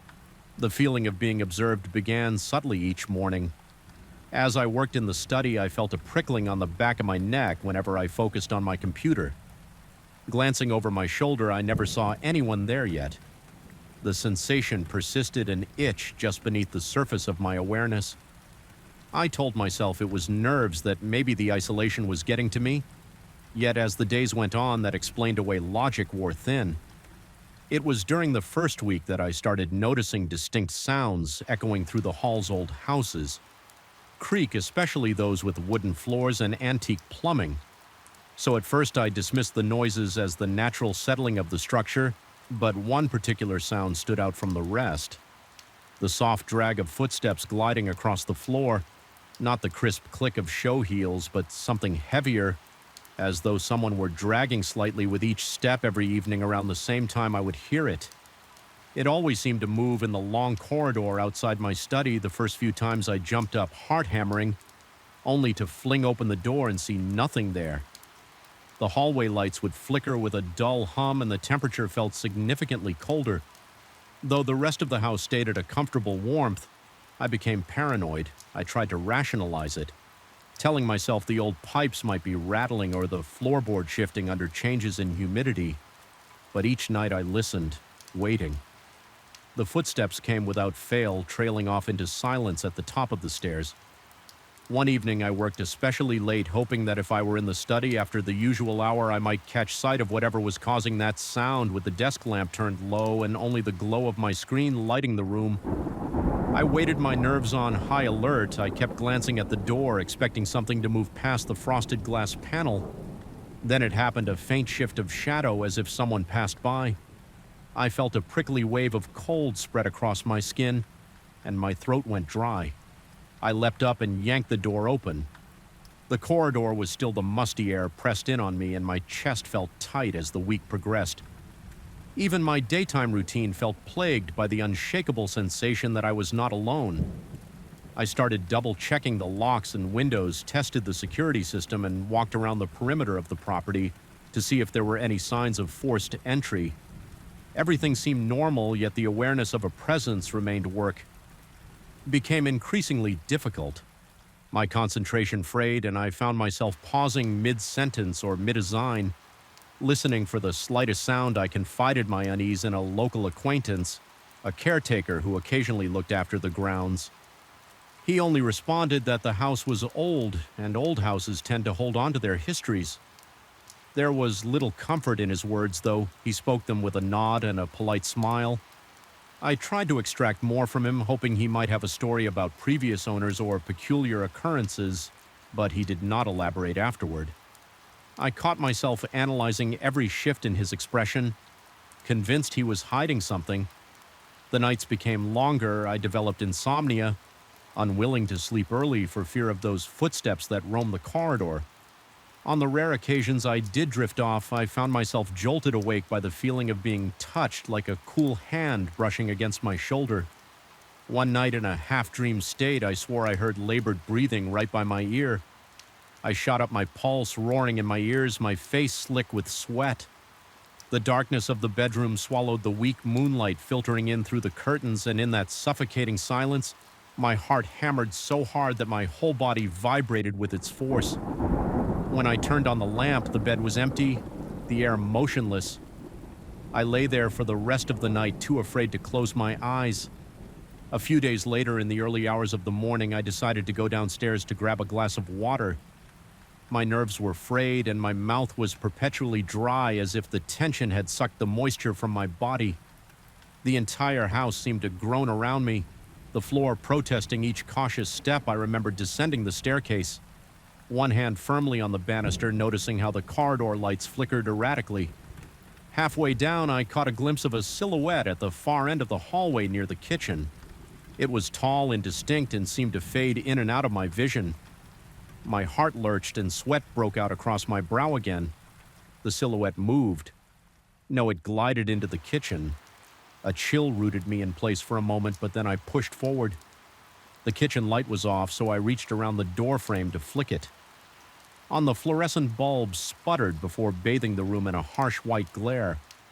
Nobody was there yet. A strange smell lingered in the air, something metallic and stale. I started questioning my own sanity. Perhaps I was overworked, trapped in my own imagination. Maybe stress and isolation were causing hallucinations, yet every time I tried to rationalize, the memory of that shadow in the footsteps grew stronger and more vivid, refusing to be dismissed as mere fantasy. My hands often trembled, and my breathing felt constrained by an invisible tightness in my chest. Even during the day, the knowledge that night would fall again sent a twist of anxiety into my gut. As the second week wore on, my sense of reality began to blur. I would catch glimpses of motion out of the corner of my eye shapes passing by doorways. A reflection in the mirror that vanished when I turned. The house's persistent creaks and groans sounded almost like a voice trying to speak. One afternoon, while attempting to focus on my work, the overhead light flickered violently, sending shadows dancing across the room. For a split second, I thought I saw a figure in the reflection of my monitor, gaunt, hunched forward and draped in darkness. I spun around in my chair so fast that I nearly knocked it over, but behind me was only empty space. My heart refused to slow down for what felt like hours. At times, I felt compelled to search the house obsessively. I opened closets, crawled into the attic, and explored the dank basement.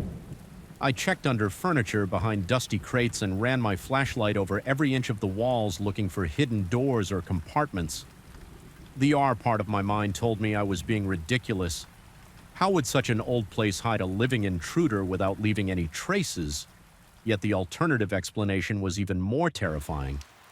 The possibility of something beyond ordinary comprehension stalking the corridors made my skin prickle with cold dread. The draining atmosphere began to affect my health. I struggled to eat, each mouthful tasting like sawdust. My reflection in the bathroom mirror revealed dark circles under my eyes and a tension in my face I barely recognized. Every now and then I would feel a spike of panic for no apparent reason. My chest constricting my vision, narrowing the sense of being watched grew so intense that I sometimes felt the weight of unseen eyes pressing down on me, making me sweat and tremble.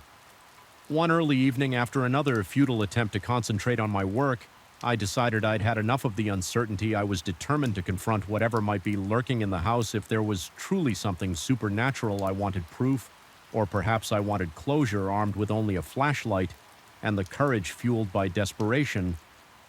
Paced the corridors. Calling out into the darkness, my voice echoed off the walls, and the act of speaking in that silent realm felt strangely sacrilegious. The darkness offered no response, but I sensed an energy shift as though something was aware of my challenge. Moments later, the familiar sound of slow-dragging footsteps reverberated in the hallway behind me. My stomach flipped, and I almost lost the nerve, but I forced myself to spin around, my eyes locked onto a shape at the far end of the corridor. It was tall, and it seemed to sway slightly as though not entirely solid. A vague outline of limbs, an impression of a face draped in shadow. My heart pounded so violently that my vision blurred. I raised the flash FL light, and for a single heartbeat, the beam illuminated what looked like a contorted expression, as if caught between anger and sorrow. Then in a blink, it disappeared. In that flash of encounter, a wave of nausea rolled through me, and I felt a choking sensation in my throat. My breathing came in ragged gasps, and I fought the urge to run. Instead, I let my adrenaline guide me. I stepped forward, the hallway stretching endlessly, my flashlight shaking in my grip. Cold sweat clung to my back. The corridor led to a door I had hardly used, an old storeroom that smelled of mothballs and stale air. The door creaked open to reveal stacked boxes, old furniture covered by sheets, and a single flickering light bulb hanging from the ceiling. The air was icy, and every hair on my arm stood on end. I swept the beam of the flashlight across the clutter. For an instant, I thought I saw movement near a covered armchair, the sheet rippling as though touched by an unseen hand. My mouth went dry, and my pulse thundered in my ears. Without thinking, I lunged forward and yanked off the sheet, revealing nothing but the stained fabric of an antique chair, yet the seat cushion appeared unnaturally depressed, as though someone had just been sitting there. My entire body shook with fear. A sharp thud behind me made me whip around, but all I saw was more dusty old boxes. Each breath felt shallow, my lungs aching for air at that point. A primal instinct took over, whether this presence was real or a product of my frayed mind. I realized I could no longer stay in this house. My fight. ORF flight response demanded I flee, but a burning curiosity forced me to linger for just one more look. The tension in the room was palpable, as though some intelligence was measuring my resolve. Then the light bulb flickered again, and in the brief darkness I heard a low sound that resembled a hiss or a distorted whisper. My heart seized. The light blinked back on, and I found myself alone. I bolted out of the storeroom, stumbling through the corridors, adrenaline pumping so furiously that my hands and feet tingled. I hurried up to my bedroom, grabbed the essentials, a small suitcase of clothes, my laptop, and my phone, and headed straight for the door. Each step felt like it took an eternity as I fought the choking terror that clung to me like a suffocating blanket. Part of me wondered if the shape lurked just behind every corner, waiting to strike another part. Wondered if I was losing my mind, creating phantoms out of stress and isolation. Once outside, the night air felt cold, yet strangely invigorating, like a slap that jolted me from a nightmare. The moonlight cast long, distorted shadows across the yard, and the old trees rustled without any real breeze. My car sat waiting near the gate, and I wasted no time throwing my belongings into the back seat before I drove off. I glanced back at the house. Its windows stared blankly, reflecting the pale glow of the moon. In that moment, I sensed something watching me from just behind the glass on the second floor. A chill pricked my skin, and my blood felt like ice in my veins. My heart hammered mercilessly, and I had to swallow against the dryness in my throat. Then I tore my eyes away and started the engine. The road away from that property seemed to unwind endlessly, as though the house's spell tried to keep me close. My hands trembled on the steering wheel, and my breath came in ragged bursts. Even after the structure vanished from view, I couldn't shake the sensation of an invisible gaze trailing me when I finally reached my new lodging. An unremarkable motel in a nearby town, my reflection in the rearview mirror revealed a haunted expression that made me shudder. The feeling that something might still be behind me, right there in the back seat, lingered far longer than I care to admit. I've since moved on, finding a simpler apartment closer to civilization, yet I cannot dispel the heavy sense of unease whenever I recall the hollow corridors and the silent gloom of that old house. Sleep still eludes me some nights, haunted by the certainty that there is something within those brick walls I escaped. But at times a fleeting thought poisons my mind. Perhaps whatever lurked in that place didn't stay behind. Maybe it follows me in the shadows, buying its time, waiting for my defenses to slip. That possibility sends a fresh chill through my veins, reminding me of the night I glimpsed an impossible figure at the edge of my flashlight's beam. I've tried to find logical explanations. I've read about sleep deprivation, learned about how anxiety can feed hallucinations, and considered the echo of my own footsteps as a potential culprit. But late at night, when the lights are off and I'm lying in bed, the memory of that tall, swaying outline returns. My pulse quickens and a clammy sweat covers my forehead. I can almost hear those dragging footsteps in the hall. There are some places I've come to believe where reality frays at the edges and the things that slip through are not easily forgotten. And while I'm relieved to be out of that house, I know it has left a permanent mark on me, a reminder that some presences may not be bound by walls or locked doors. They can linger in the corners of your mind, waiting in the darkness, reminding you that some horrors cannot be neatly packed away or safely ignored.